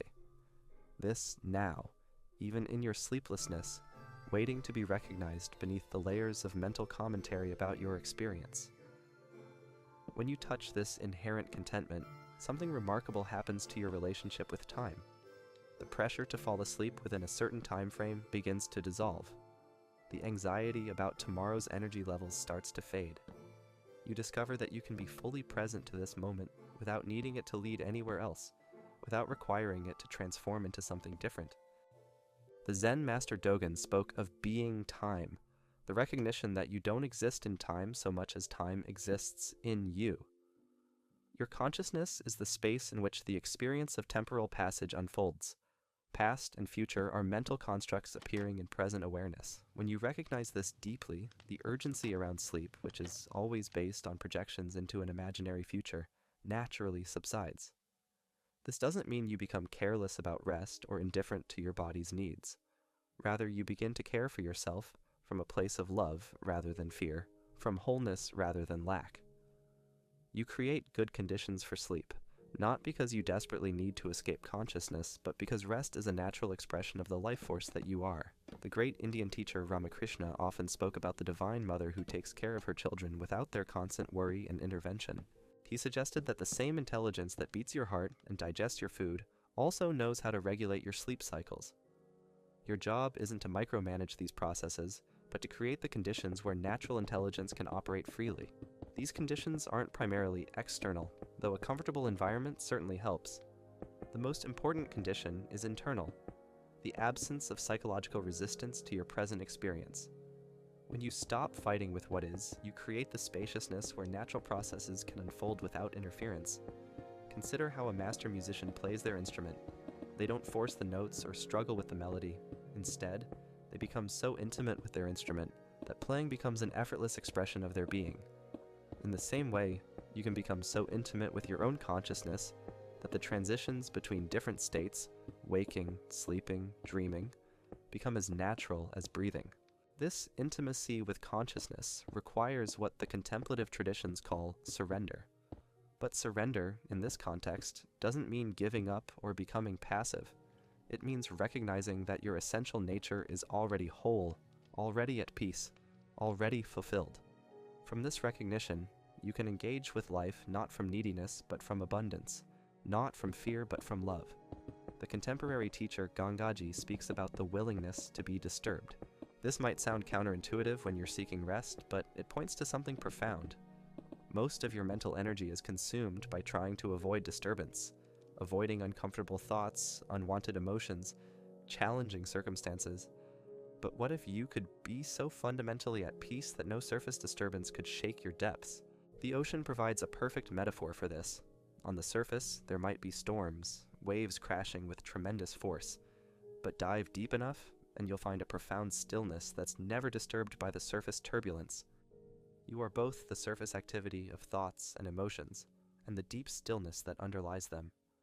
When you learn to rest in the depths rather than being tossed about by the surface waves, your relationship with all experience transforms. This transformation doesn't happen through effort, but through a kind of graceful recognition. It's like the moment when your eyes adjust to darkness and you can suddenly see clearly what was always there. The peace you've been seeking in sleep has been present all along, as the background awareness in which all your experiences unfold. The Persian mystic Ibn Arabi wrote about the perfect human as one who serves as a bridge between the eternal and the temporal, the infinite and the finite. In your sleepless hours, you have the opportunity to embody this bridge consciousness, fully present to your human experience while simultaneously resting in the eternal awareness that witnesses all experience without being limited by it.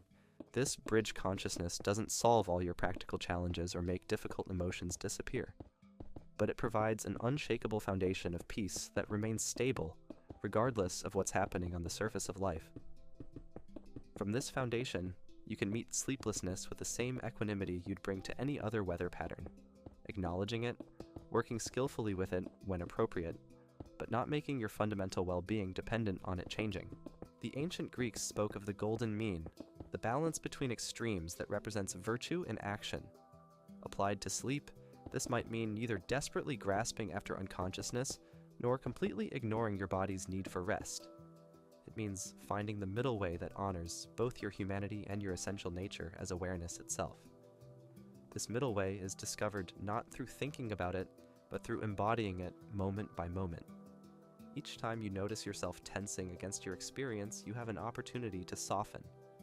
Each time you catch yourself demanding that consciousness be different than it is, you can practice acceptance.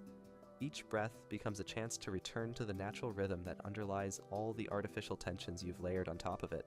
The Tibetan Buddhist teacher Tulku Urgyen Rinpoche taught that enlightenment is recognizing what you already are. This recognition doesn't require years of practice or perfect conditions. It can happen right now, in the midst of whatever you're experiencing, including sleeplessness. It's as close as your next breath, as intimate as the awareness reading these words. When this recognition stabilizes, when it becomes not just a temporary glimpse, but a lived understanding, your entire relationship with consciousness shifts. You're no longer trying to manipulate awareness into producing specific states. You're learning to celebrate awareness in all its manifestations, including the manifestation you call staying awake when you'd prefer to be sleeping. This celebration isn't forced positivity or spiritual bypassing. It's the natural response of consciousness recognizing itself. Just as you might feel joy at unexpectedly encountering an old friend, there's a natural delight that arises when you recognize your true nature in the midst of ordinary experience. The Christian mystic Julian of Norwich wrote about seeing God in everything, not as a theological doctrine, but as a lived reality. When you begin to recognize consciousness as the divine presence that permeates all experience, even sleeplessness becomes sacred. Not because it's pleasant, but because it's another face of the infinite consciousness that you are. This sacredness doesn't make practical concerns irrelevant. You still need to tend to your body, manage your responsibilities, navigate the complexities of human life. But these activities arise from a different ground, not from the desperate need to fix yourself or escape your experience, but from the natural care that wholeness has for its own expression. The great 20th century sage Nisargadatta Maharaj often told his visitors that love is not an emotion, but the very fabric of reality. This love isn't the romantic love that depends on getting what you want from another person. It's the unconditional love that consciousness has for itself, the natural affection that awareness feels for all its manifestations. When you touch this unconditional love, your relationship with sleeplessness transforms completely. You're no longer a victim of insomnia, but an expression of infinite love, temporarily appearing to itself as someone who experiences wakefulness. This shift in identity dissolves the suffering that surrounds the experience while leaving the experience itself untouched. The beauty of this approach is that it works whether you fall asleep in 5 minutes or lie awake until dawn. Because the goal isn't really sleep, it's the recognition of what you are beyond sleeping and waking. This recognition is equally available in all states of consciousness. It's what remains constant as you move through different experiences throughout your life. As these philosophical insights integrate into your being, you might notice a subtle but profound shift occurring. The desperate quality that has characterized your relationship with sleep begins to dissolve.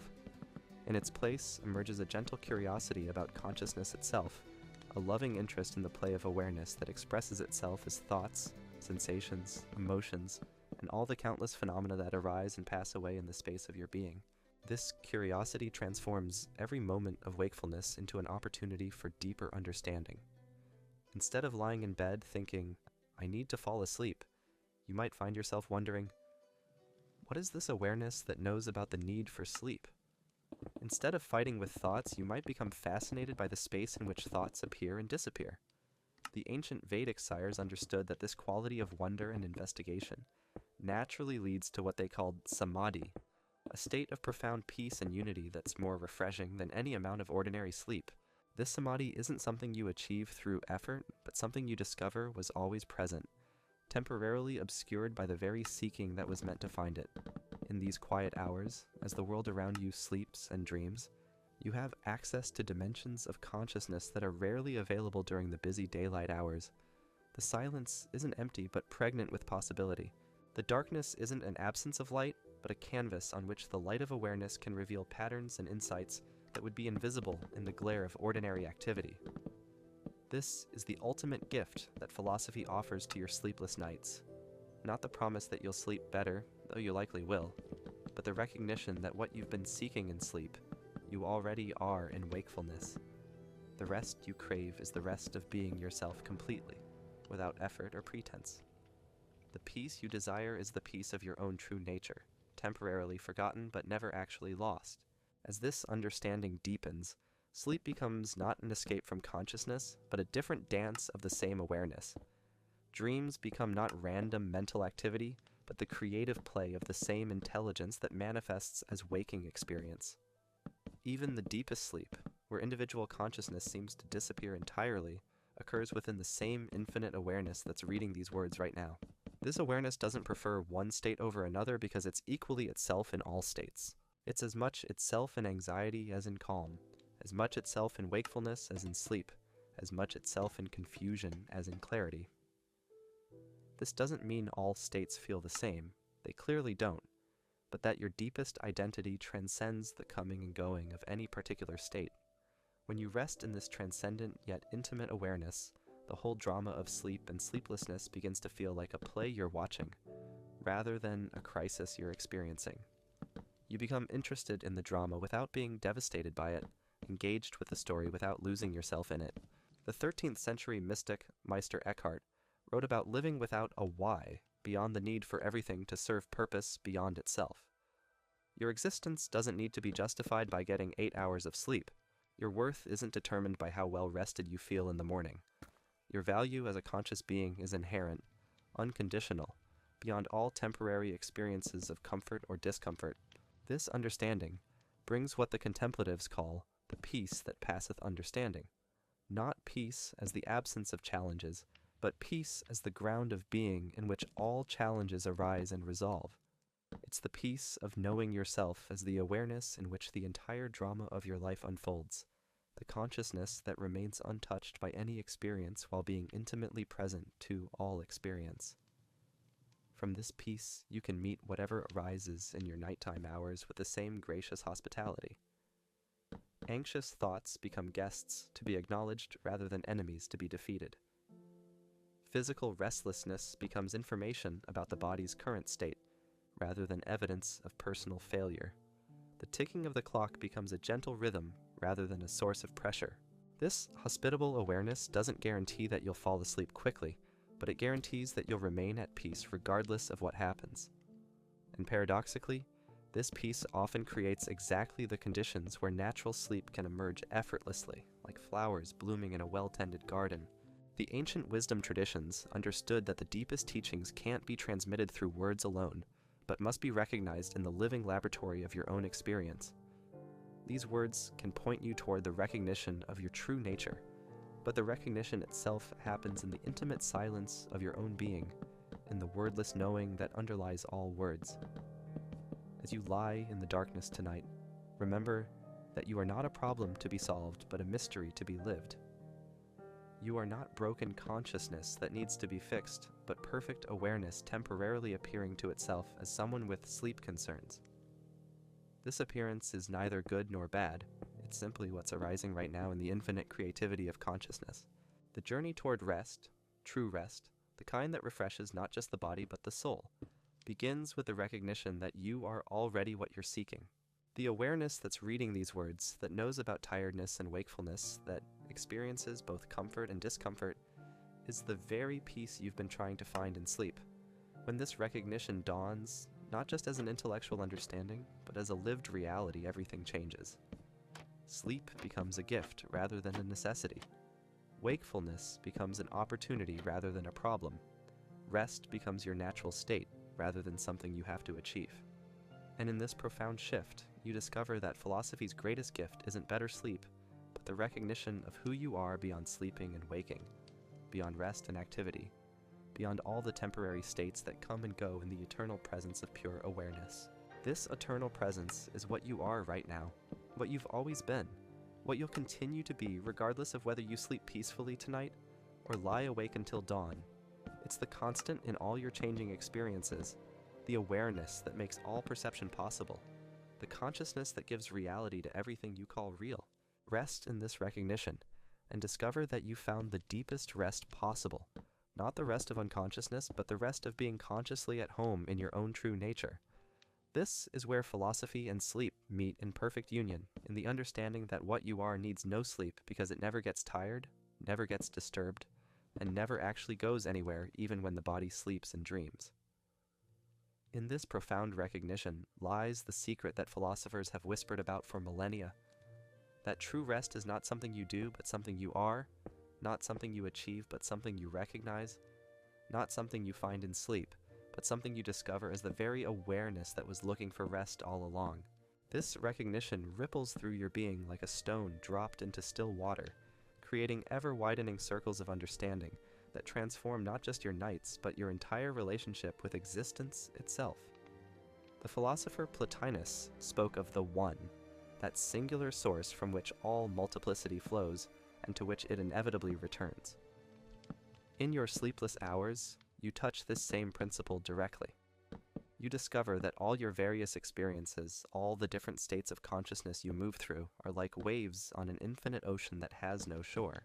But this isn't merely philosophical speculation. This is pointing to something immediate and verifiable in your own experience right now.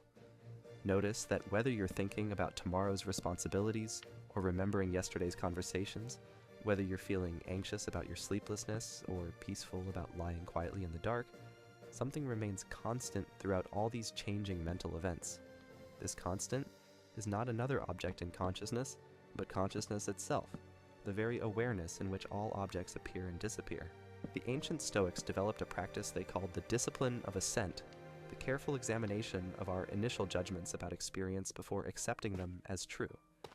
Most of your nighttime suffering comes from hasty assents to thoughts like, I must fall asleep or tomorrow will be ruined, or something is wrong with me because I can't sleep normally. But what if you could learn to pause before giving these thoughts your agreement? What if you could examine them with the same critical eye you might bring to examining a suspicious email or an too-good-to-be-true advertisement? When you truly examine these thoughts, you often discover they're based on assumptions that don't hold up under scrutiny. The assumption that you need exactly 8 hours of sleep to function well, the assumption that lying awake is somehow damaging your health, the assumption that your worth as a person depends on your ability to manage your sleep cycles. These assumptions feel true when you're caught up in them, but they begin to dissolve when exposed to the light of clear investigation. The 18th century philosopher David Hume made a startling discovery about the nature of causation. He realized that we never actually perceive one thing causing another. We see events following each other in sequence and infer causal relationships, but the causation itself is something we add to our experience through habit and assumption. This insight applies directly to your understanding of sleep and wakefulness. You've probably developed the habit of assuming that lying awake causes tomorrow's problems, that anxiety causes sleeplessness, that certain thoughts inevitably lead to certain emotional states. But what if these causal relationships are more like stories you tell yourself than accurate descriptions of how reality actually works? What if the connection between sleeplessness tonight and fatigue tomorrow is less direct and more dependent on your beliefs about that connection than you've imagined? This isn't to suggest that sleep doesn't matter, or that you should ignore your body's needs for rest. It's to point out that much of your suffering around sleep comes from mental additions to the basic experience rather than from the experience itself. The raw sensation of lying in bed with eyes open is relatively neutral. It's the commentary about what this means, the projections about what it will lead to, the judgments about what it says about you as a person that create the emotional turbulence. The Buddhist teacher Ajahn Chah used to tell his students about the still forest pool. He said that if you sit quietly by a forest pool, all sorts of animals will come to drink. Some are beautiful, some are strange, some might even be dangerous. But if you remain still and don't chase after the beautiful animals or run away from the scary ones, you'll begin to see something remarkable. You'll see that the pool itself remains undisturbed regardless of what comes to drink from it. Your consciousness is like that forest pool. All sorts of mental and emotional phenomena come to drink from it throughout the night. Worries about tomorrow, memories from today, physical sensations, sounds from outside, thoughts about sleep itself. But the consciousness in which all these phenomena appear remains as undisturbed as the pool, regardless of what's currently visiting its shores. This stillness isn't something you create through effort. It's what you are prior to all the mental activity that seems to disturb it. The disturbance is only on the surface, like ripples on the pool that never actually affect the depth and clarity of the water itself.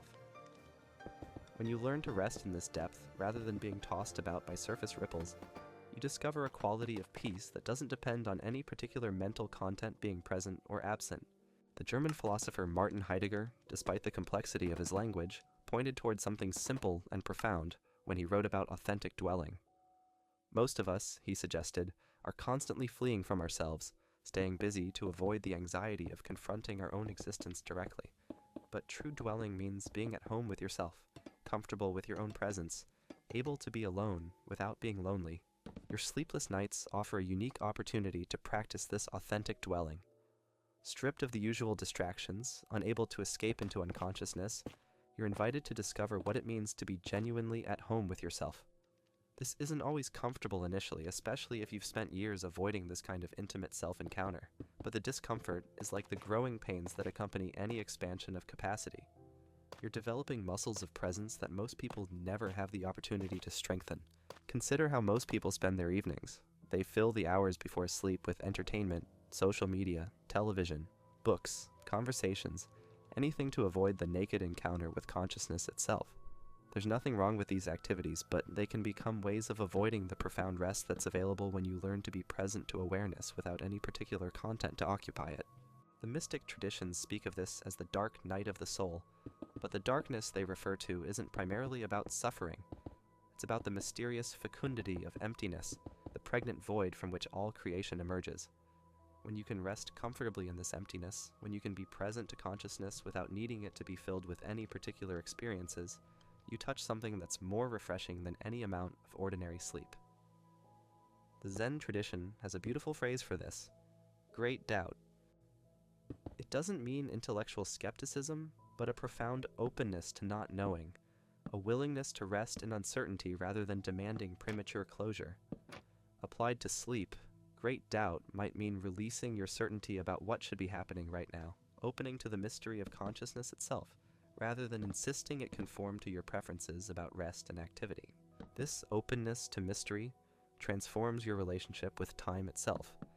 Clock time becomes less tyrannical when you're not constantly measuring your progress toward unconsciousness. The hours of the night become spacious rather than oppressive, filled with possibility rather than weighted with failure.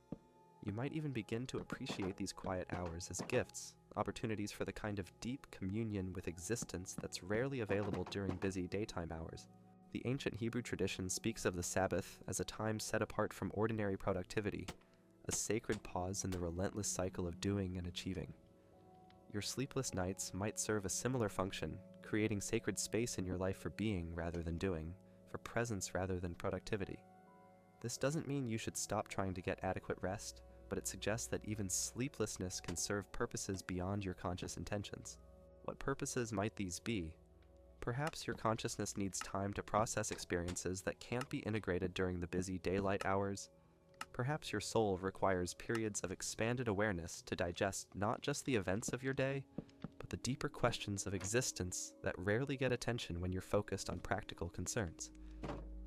Perhaps something in you knows that these hours of wakeful solitude are necessary for your continued growth as a conscious being. The contemporary teacher Adyashanti speaks about the falling away that characterizes authentic spiritual awakening.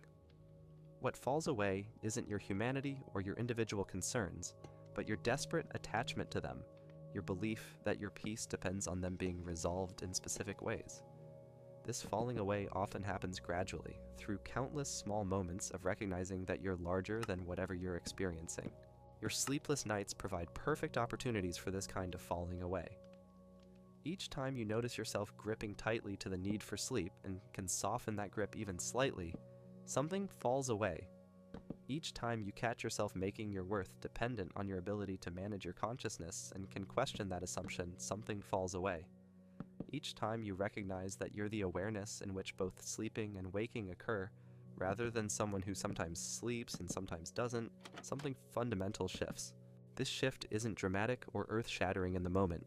It's more like the gentle settling of sediment in a glass of muddy water. Gradually, almost imperceptibly, clarity emerges. The water doesn't become clear through aggressive stirring, but through patient stillness that allows the natural transparency to reveal itself. The same patience is required for the recognition of your true nature. You can't force this recognition through intense effort any more than you can force sleep through willpower. But you can create the conditions where recognition naturally arises, just as you can create the conditions where sleep naturally emerges. The conditions are remarkably similar in both cases: a quality of relaxed alertness, non-resistance to what's currently arising, and trust in natural processes that operate beyond the reach of conscious control. The Indian sage Ramana Maharshi often spoke about the self as closer than close, more intimate than your own breath. This isn't poetic exaggeration, but precise description. What you are most essentially isn't located somewhere inside your body or mind, but is the very awareness through which you know about having a body and mind. This awareness doesn't exist in space and time, but is the dimensionless dimension in which all spatial and temporal experiences unfold. When you recognize this intimacy, this closer than closeness of your true nature, the whole project of seeking peace in sleep begins to feel unnecessary. Not because sleep becomes unimportant, but because you discover that what you were seeking in sleep was never absent from waking consciousness. The peace you wanted was always right here, as the very awareness seeking peace. This recognition doesn't happen through thinking about it, but through a direct seeing that bypasses the conceptual mind entirely.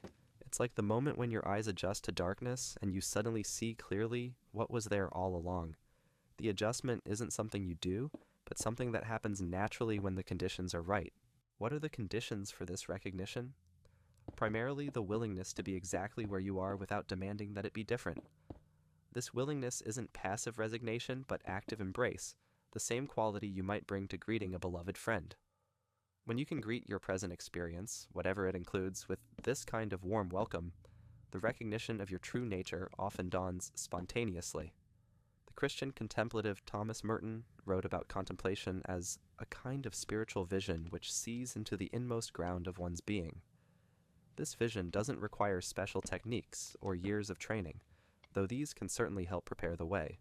It requires only the willingness to look, not outward toward objects of consciousness, but inward toward the consciousness that makes all perception possible. This looking isn't the focused concentration you use for reading or problem solving. It's more like the soft gaze you might have while watching clouds drift across the sky, receptive rather than aggressive, allowing rather than grasping. When you can bring this quality of receptive attention to consciousness itself, you often discover that what you were looking for was what was doing the looking all along. The ancient Taoists understood this perfectly when they spoke of Wu Wei, effortless action that accomplishes everything by doing nothing. Applied to sleep, Wu Wei suggests that the most effective approach is often the least effortful, the most allowing, rather than the most controlling. Sleep comes when you stop trying to make it come, just as recognition of your true nature often dawns when you stop trying to achieve it. But this non-effort isn't laziness or indifference. It's what the Taoists called zairan, naturalness, the spontaneous functioning that emerges when artificial interference is removed. A river doesn't effort to flow downhill, it simply follows the natural pull of gravity. Your consciousness has similar natural rhythms and tendencies that can operate freely when not constrained by mental micromanagement. These natural rhythms include the tendency toward rest when the body is tired, toward alertness when there's something requiring attention, toward processing and integration during quiet periods. But they also include subtler movements of consciousness that are harder to categorize, the natural ebb and flow of awareness that follows patterns more complex and mysterious than simple sleep-wake cycles. When you learn to trust these natural rhythms, rather than trying to impose artificial patterns on them, you often discover that your consciousness is far more intelligent at credit for. It, than you've given, knows how to restore itself, how to integrate experiences, how to maintain the delicate balance between activity and rest that supports optimal functioning. Your job isn't to control these processes, but to create the conditions where they can operate freely. The conditions aren't primarily external, though a comfortable environment certainly helps. The most important condition is the absence of psychological interference, the removal of the mental effort to make consciousness do something other than what it's naturally inclined to do in each moment. This removal isn't something you accomplish through force, but through understanding, through seeing clearly how your well-intentioned efforts to manage consciousness often create the very problems they're meant to solve. The contemporary teacher Byron Katie has developed a simple but profound practice of inquiry that can be applied to any belief that causes suffering. She asks 4 questions about troubling thoughts. Is it true? Can you absolutely know that it's true? How do you react when you believe that thought? Who would you be without that thought? These questions can be remarkably effective when applied to your beliefs about sleep and sleeplessness. Take the thought, I need to fall asleep soon or I'll be exhausted tomorrow. Is it true? Maybe, but can you absolutely know that it's true? Have there been times when you functioned well despite little sleep? How do you react when you believe this thought? Probably with anxiety, tension, and desperate efforts to control your consciousness. Who would you be without this thought? Perhaps more relaxed, more present, more able to rest in whatever state you're experiencing. This inquiry isn't meant to convince you that sleep doesn't matter, but to reveal how much of your suffering comes from thoughts about sleep, rather than from sleeplessness itself. When you can separate the raw experience from the mental commentary about the experience, you often discover that the experience itself is much more manageable than the story you've been telling yourself about it. The raw experience of lying in bed with eyes open might include physical sensations, sounds from the environment, thoughts arising and passing away, emotions shifting and changing. These phenomena are constantly in flux, arising and dissolving like weather patterns in the sky of consciousness. But the consciousness in which they appear remains as constant and unchanging as the sky itself. This constancy is what you are most fundamentally, not the changing contents of consciousness, but consciousness itself, not the temporary experiences, but the permanent awareness in which all experiences unfold. When you rest in this awareness, rather than in the objects of awareness, you discover a stability that doesn't depend on any particular experience being present or absent. From this stable awareness, you can watch the whole drama of sleeplessness unfold with the same interested detachment you might bring to watching a play or movie. You're engaged with the story, but not devastated by it, interested in the characters, but not identified with them. This shift in perspective often brings immediate relief because it reveals that you're much larger than whatever you're currently experiencing. The ancient Greeks spoke of the philosopher as someone who has learned to see things from the perspective of eternity, rather than being caught up in the temporal concerns that dominate most human attention. This eternal perspective isn't available only to professional philosophers, but to anyone willing to step back from immediate concerns and view their experience from a broader vantage point. From the perspective of eternity, your sleep difficulties are like a brief cloud passing across an infinite sky. They're real while they're happening, but ultimately temporary, unable to disturb the vast spaciousness in which they arise and dissolve. This perspective doesn't minimize your human concerns, but places them in a context large enough that they don't overwhelm your fundamental sense of well-being. The Stoic philosopher Epictetus, who had experienced slavery and physical disability, understood something profound about this eternal perspective. He realized that external circumstances, no matter how challenging, could never touch the essential core of human dignity and freedom. This core isn't something you possess, but something you are. The unchanging awareness that witnesses all circumstances without being limited by any of them. This awareness is what remains when everything else falls away. It was present before you developed sleep difficulties, it's present now in the midst of them, and it will remain present regardless of how they resolve. It's the constant factor in all your changing experiences, the thread of continuity that connects all the different phases of your life into a coherent whole. When you recognize this thread of pure awareness as your essential identity, the urgency around sleep begins to dissolve. You're no longer trying to escape from one state of consciousness into another, but learning to be equally at home in whatever state is arising. This doesn't mean you stop caring about rest or become indifferent to your body's needs. It means your deepest sense of okayness no longer depends on those needs being met in any specific way. This shift in the source of your well-being is perhaps the most radical transformation possible. Instead of depending on external circumstances to feel fundamentally okay, you discover that okayness is built very structure of consciousness into the itself. You are inherently whole, inherently at peace, inherently fulfilled, regardless of what's happening on the surface of your experience. This recognition doesn't eliminate your human concerns or make physical discomfort disappear, but it provides an unshakable foundation that remains stable regardless of what's arising in your immediate experience. You begin to understand what the ancient sages meant when they spoke of finding the eternal within the temporal, the infinite within the finite, the absolute within the relative. The 14th century mystic Meister Eckhart wrote about what he called the eternal now, a dimension of present experience that exists outside of linear time. This eternal now isn't a moment between past and future, but the timeless awareness in which past and future appear as mental constructs. When you touch this timeless dimension, the pressure to hurry towards sleep dissolves because you're no longer experiencing time as a scarce resource running out. In this eternal now, each breath becomes complete in itself, rather than a step towards some future goal. Each sensation becomes worthy of attention, rather than an obstacle to overcome. Each thought becomes an interesting phenomenon, rather than a problem to solve. This shift from goal-oriented to process-oriented awareness naturally creates the kind of relaxed alertness that supports the transition into rest. But this relaxed alertness is valuable far beyond its utility for sleep. It's a way of being that transforms every aspect of your existence. When you're no longer constantly rushing toward the next experience, when you can be fully present to what's actually happening right now, life takes on a richness and depth that's impossible to access when your attention is always focused on future outcomes. The Persian poet Rumi understood this when he wrote about the field beyond right and wrong, where he would meet his beloved. This field isn't a place you travel to, but a recognition of where you already are when you stop judging your experience as right or wrong, good or bad, successful or failed. Your sleepless nights can become gateways to the same field of unconditional presence. Consider how much mental energy you typically spend categorizing your experiences. This thought is helpful. That sensation is uncomfortable. This emotion is appropriate. That memory is disturbing.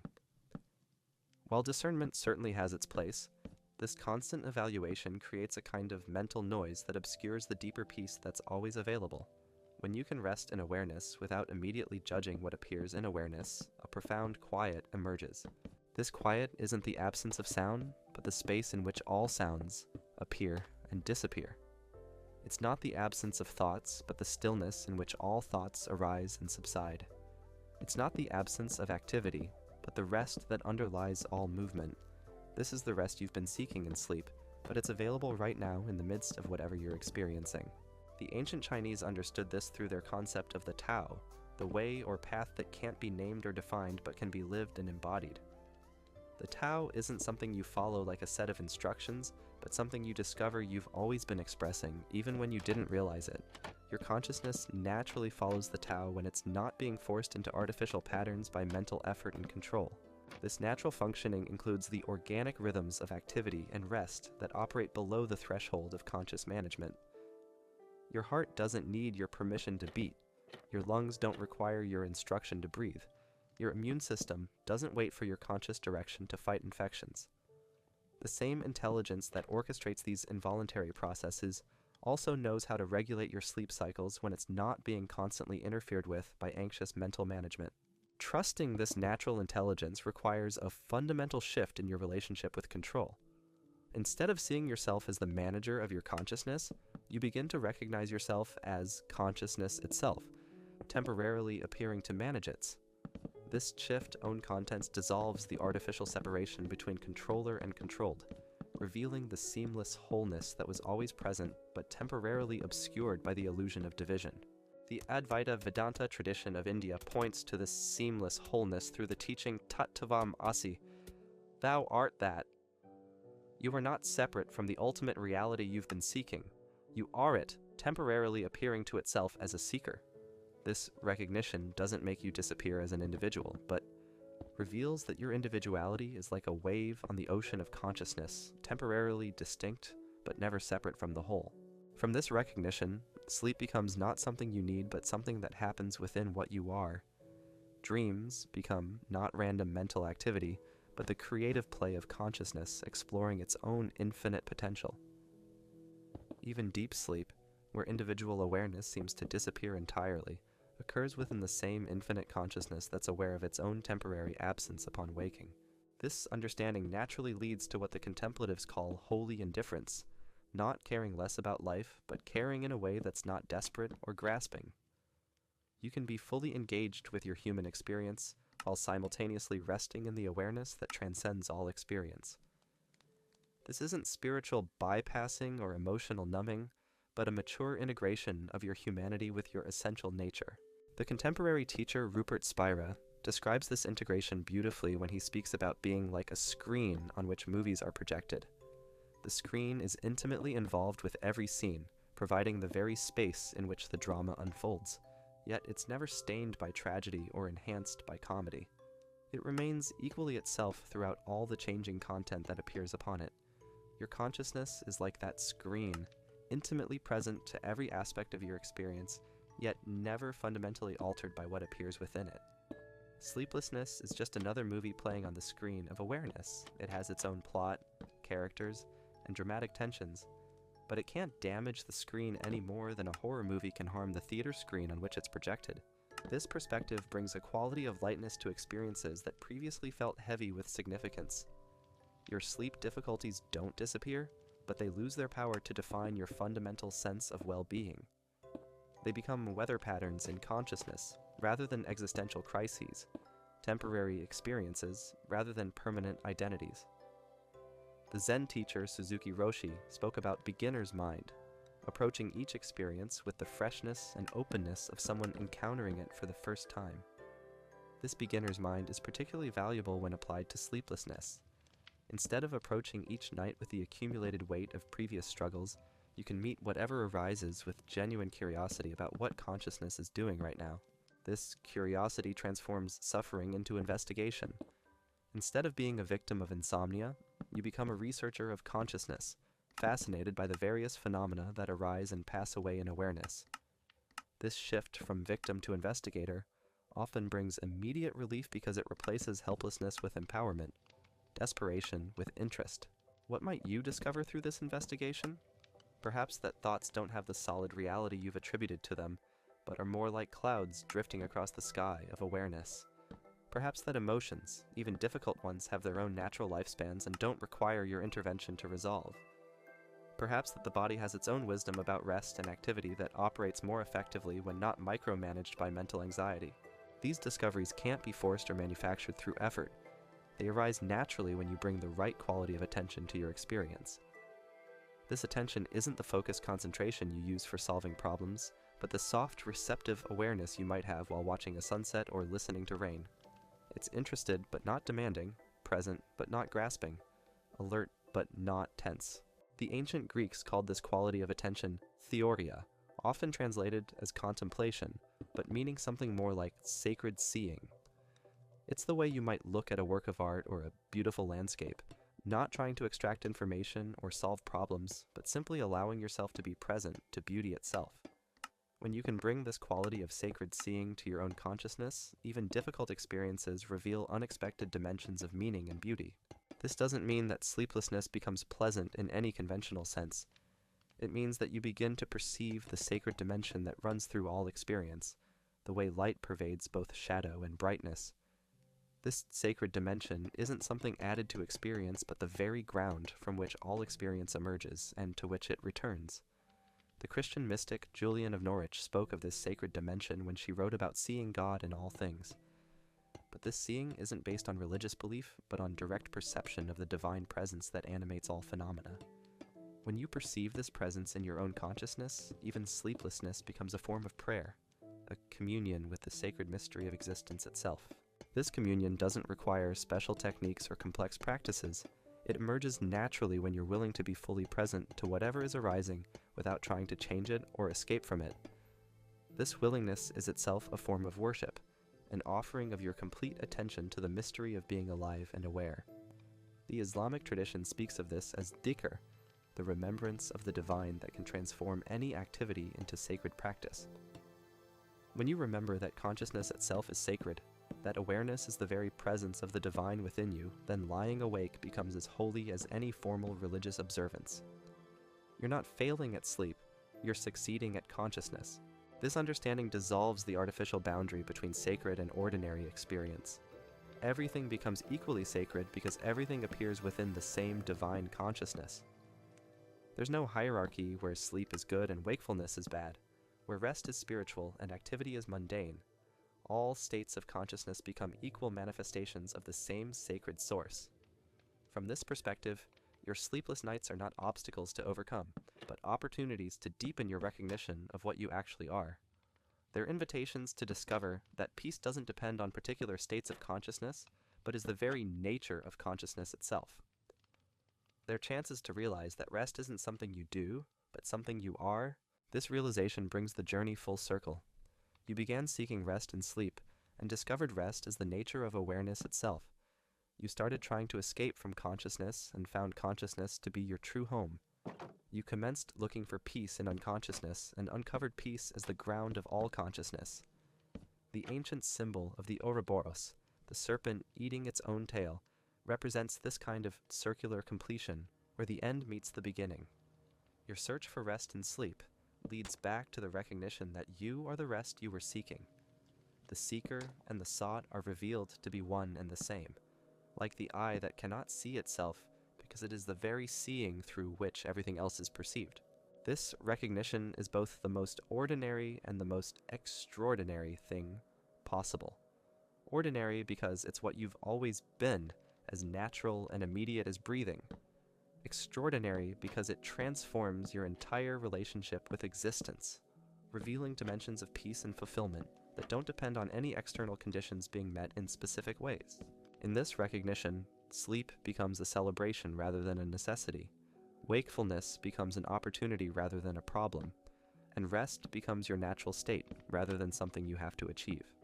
The philosophy of sleep reaches its ultimate conclusion in the discovery that what you are is beyond sleeping and waking, beyond rest and activity, beyond all the temporary states that arise and pass away in the eternal presence of pure awareness.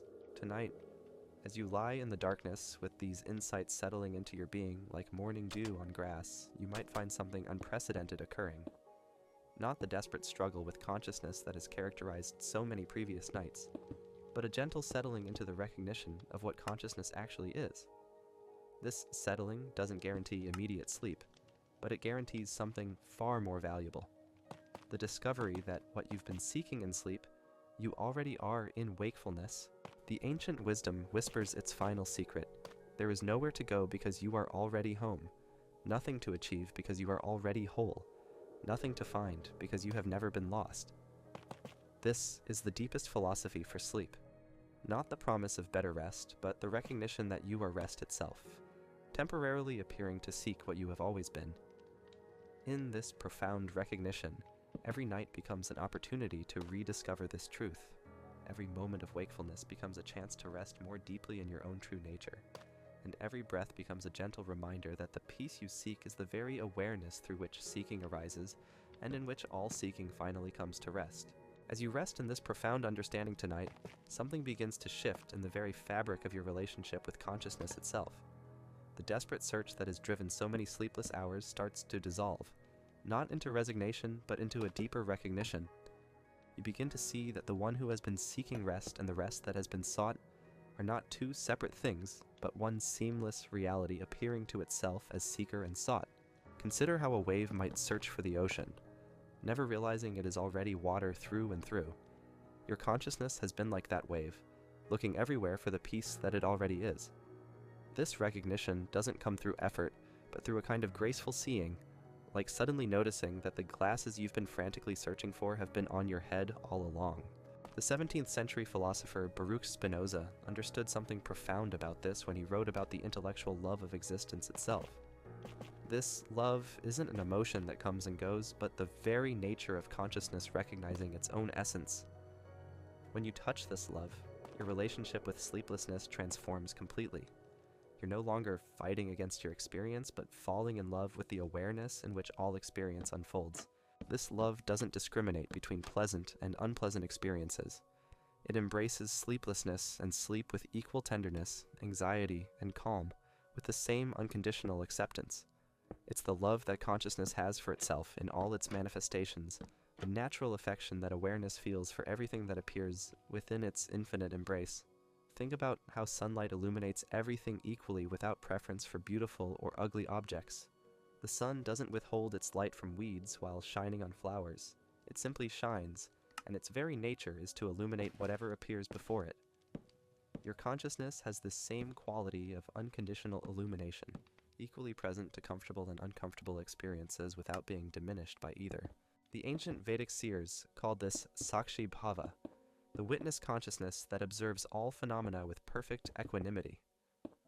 But this witnessing isn't cold or detached. It's warm, intimate, loving presence that can hold all experiences in its vast embrace without being overwhelmed by any of them. When you rest as this witness, rather than identifying with what's being witnessed, you discover a peace that truly surpasses understanding. This peace isn't the absence of activity, but the stillness that makes all activity possible. It's like the silence between musical notes that gives the music its rhythm and meaning, or the space between words that makes language comprehensible. Without this underlying stillness, the dance of consciousness would be just chaos. With it, every experience becomes part of a cosmic symphony. The contemporary neuroscientist would tell you that your brain never actually stops its activity, even during the deepest sleep. Different networks become active and inactive in rhythmic patterns, but the fundamental aliveness of consciousness continues throughout all states. What changes is not the presence of awareness, but your relationship to what appears in awareness. This scientific understanding aligns beautifully with the ancient wisdom teachings. What the mystics called pure consciousness and what neuroscientists call the default mode network both point to the same fundamental truth. There is a background awareness that remains constant throughout all changing states of consciousness. This background is what you are most essentially. When you recognize this background awareness as your true identity, the whole drama of sleep and wakefulness begins to feel like a play you're watching, rather than a crisis you're experiencing. You become interested in the characters and plot without losing yourself in the story. You care about the outcome without being devastated if things don't unfold as you hoped.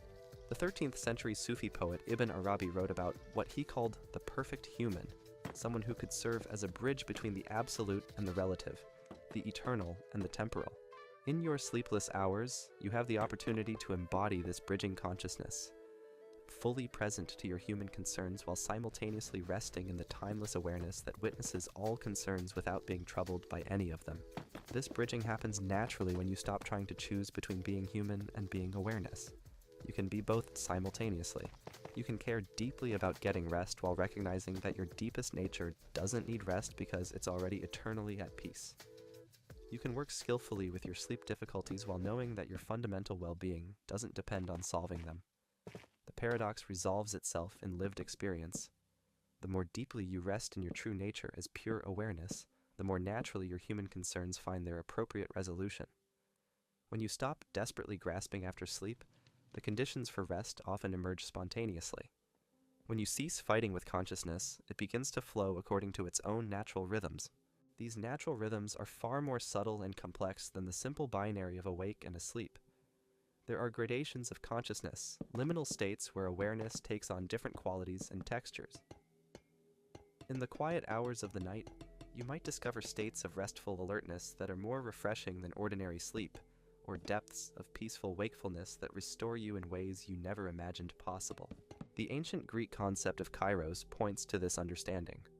Unlike chronos, which measures sequential time, kairos refers to the qualitative dimension of time, the right moment, the perfect timing that can't be forced or manufactured. There's a kairos quality to the transition into sleep that emerges when all the conditions align naturally rather than being manipulated through effort. These conditions aren't primarily external. The most important condition is internal, the absence of psychological resistance to your present experience. When you stop fighting with what is, you create the spaciousness where natural processes can unfold without interference. Sleep comes not because you've conquered wakefulness, but because you've made peace with whatever state is arising. This making peace isn't passive resignation, but active embrace. The same quality you might bring to greeting a dear friend after a long absence. When you can greet your present experience, whatever it includes, with this kind of warm welcome, something profound shifts in the very structure of your consciousness. The Tibetan Buddhist teacher Pema Chodron speaks about this as making friends with yourself, learning to be genuinely comfortable with your own mind and emotions, rather than constantly trying to escape into distractions or altered states. This friendship with yourself naturally extends to friendship with whatever arises in your consciousness, including the experiences you've been labeling as problems. When sleeplessness becomes a friend rather than an enemy, when racing thoughts become interesting visitors rather than unwelcome intruders, when physical restlessness becomes information rather than irritation, your entire inner landscape transforms. You're no longer at war with yourself, but living in harmony with the natural movements of consciousness. This harmony doesn't mean everything becomes pleasant in a conventional sense. Difficult experiences may still arise, but they're held within a larger context of acceptance that prevents them from creating the kind of suffering that comes from resistance. It's like the difference between being caught in a rainstorm and watching the rain from inside a warm, dry house. The house, in this metaphor, is the recognition of your true nature as the awareness in which all experiences unfold. This awareness doesn't prefer sunny weather to rainy weather because it's equally itself in all conditions. It's as present during storms as during calm, as intimate during difficulty as during ease. The ancient Chinese sage Chuang Tzu illustrated this through his famous butterfly dream, where he dreamed he was a butterfly, and upon waking, wondered whether he was Chuang Tzu dreaming of being a butterfly, or a butterfly dreaming of being Chuang Tzu. The point isn't to solve this paradox intellectually, but to recognize that something remains constant throughout all changes of state. The awareness that can be equally present to being human, being butterfly, being asleep, or being awake. This constant awareness is what you are beyond all the temporary identities you assume. It was present when you were a child, it's present now as an adult, and it will remain present regardless of what unfolds in your future. It's the thread of continuity that weaves all your experiences into the seamless fabric of your life. When you recognize this thread as your essential identity, the urgency around particular states of consciousness begins to dissolve. You're no longer trying to escape from one experience into another, but learning to be equally at home wherever you find yourself. This doesn't mean you stop having preferences or cease working skillfully with practical concerns. It means your deepest sense of okayness no longer depends on those concerns being resolved in specific ways. The Persian poet Hafez captured this understanding when he wrote about the Tavern of Ruin, where all our carefully constructed defenses against life crumble away to reveal something infinitely more precious underneath. Your sleepless nights might serve as your own tavern of ruin, dissolving the illusion that your peace depends on controlling your states of consciousness. In this dissolution, What remains is the awareness that was never actually threatened by any experience, never enhanced by pleasant states or diminished by difficult ones. This awareness is like the sky that remains vast and open, whether it contains clouds or sunshine, storms or calm. It provides the space in which all weather patterns unfold while being touched but never troubled by any of them. The contemporary teacher Muji often asks his students to notice the difference between the person they think they are and the awareness that knows about that person. The person has problems, needs, desires, fears. But what is the awareness that observes these psychological phenomena? Can you find its boundaries? Can you locate its center? Can you determine where it begins or ends? This investigation isn't meant to produce conceptual answers, but to reveal the obviousness of what you are beneath all concepts. You are the knowing presence in which all experience occurs, the consciousness that gives reality to everything you call real.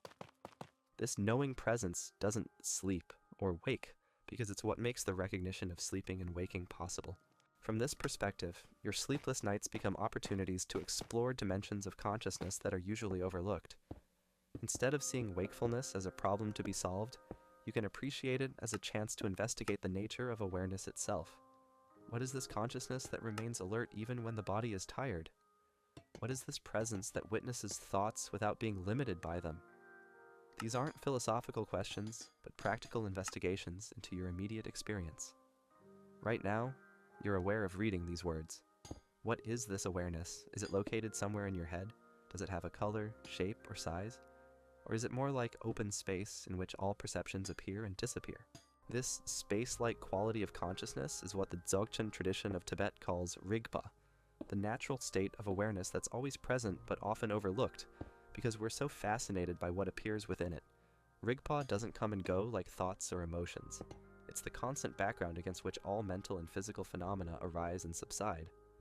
As you rest in this profound understanding tonight, remember that you have discovered something extraordinary. Not a technique for better sleep, but the recognition that the peace you've been seeking was never actually absent. You've learned that consciousness itself, when properly understood, is the very sanctuary you've been trying to find in unconsciousness. The ancient philosophers whispered this secret across millennia. What you are most essentially needs no sleep because it never grows tired, requires no rest because it is rest itself. Whether sleep comes quickly tonight or wakefulness continues until dawn, you remain equally at peace in the awareness that knows both states but is limited by neither. This is philosophy's deepest gift, not the promise of perfect nights, but the recognition that you are the very peace you were seeking.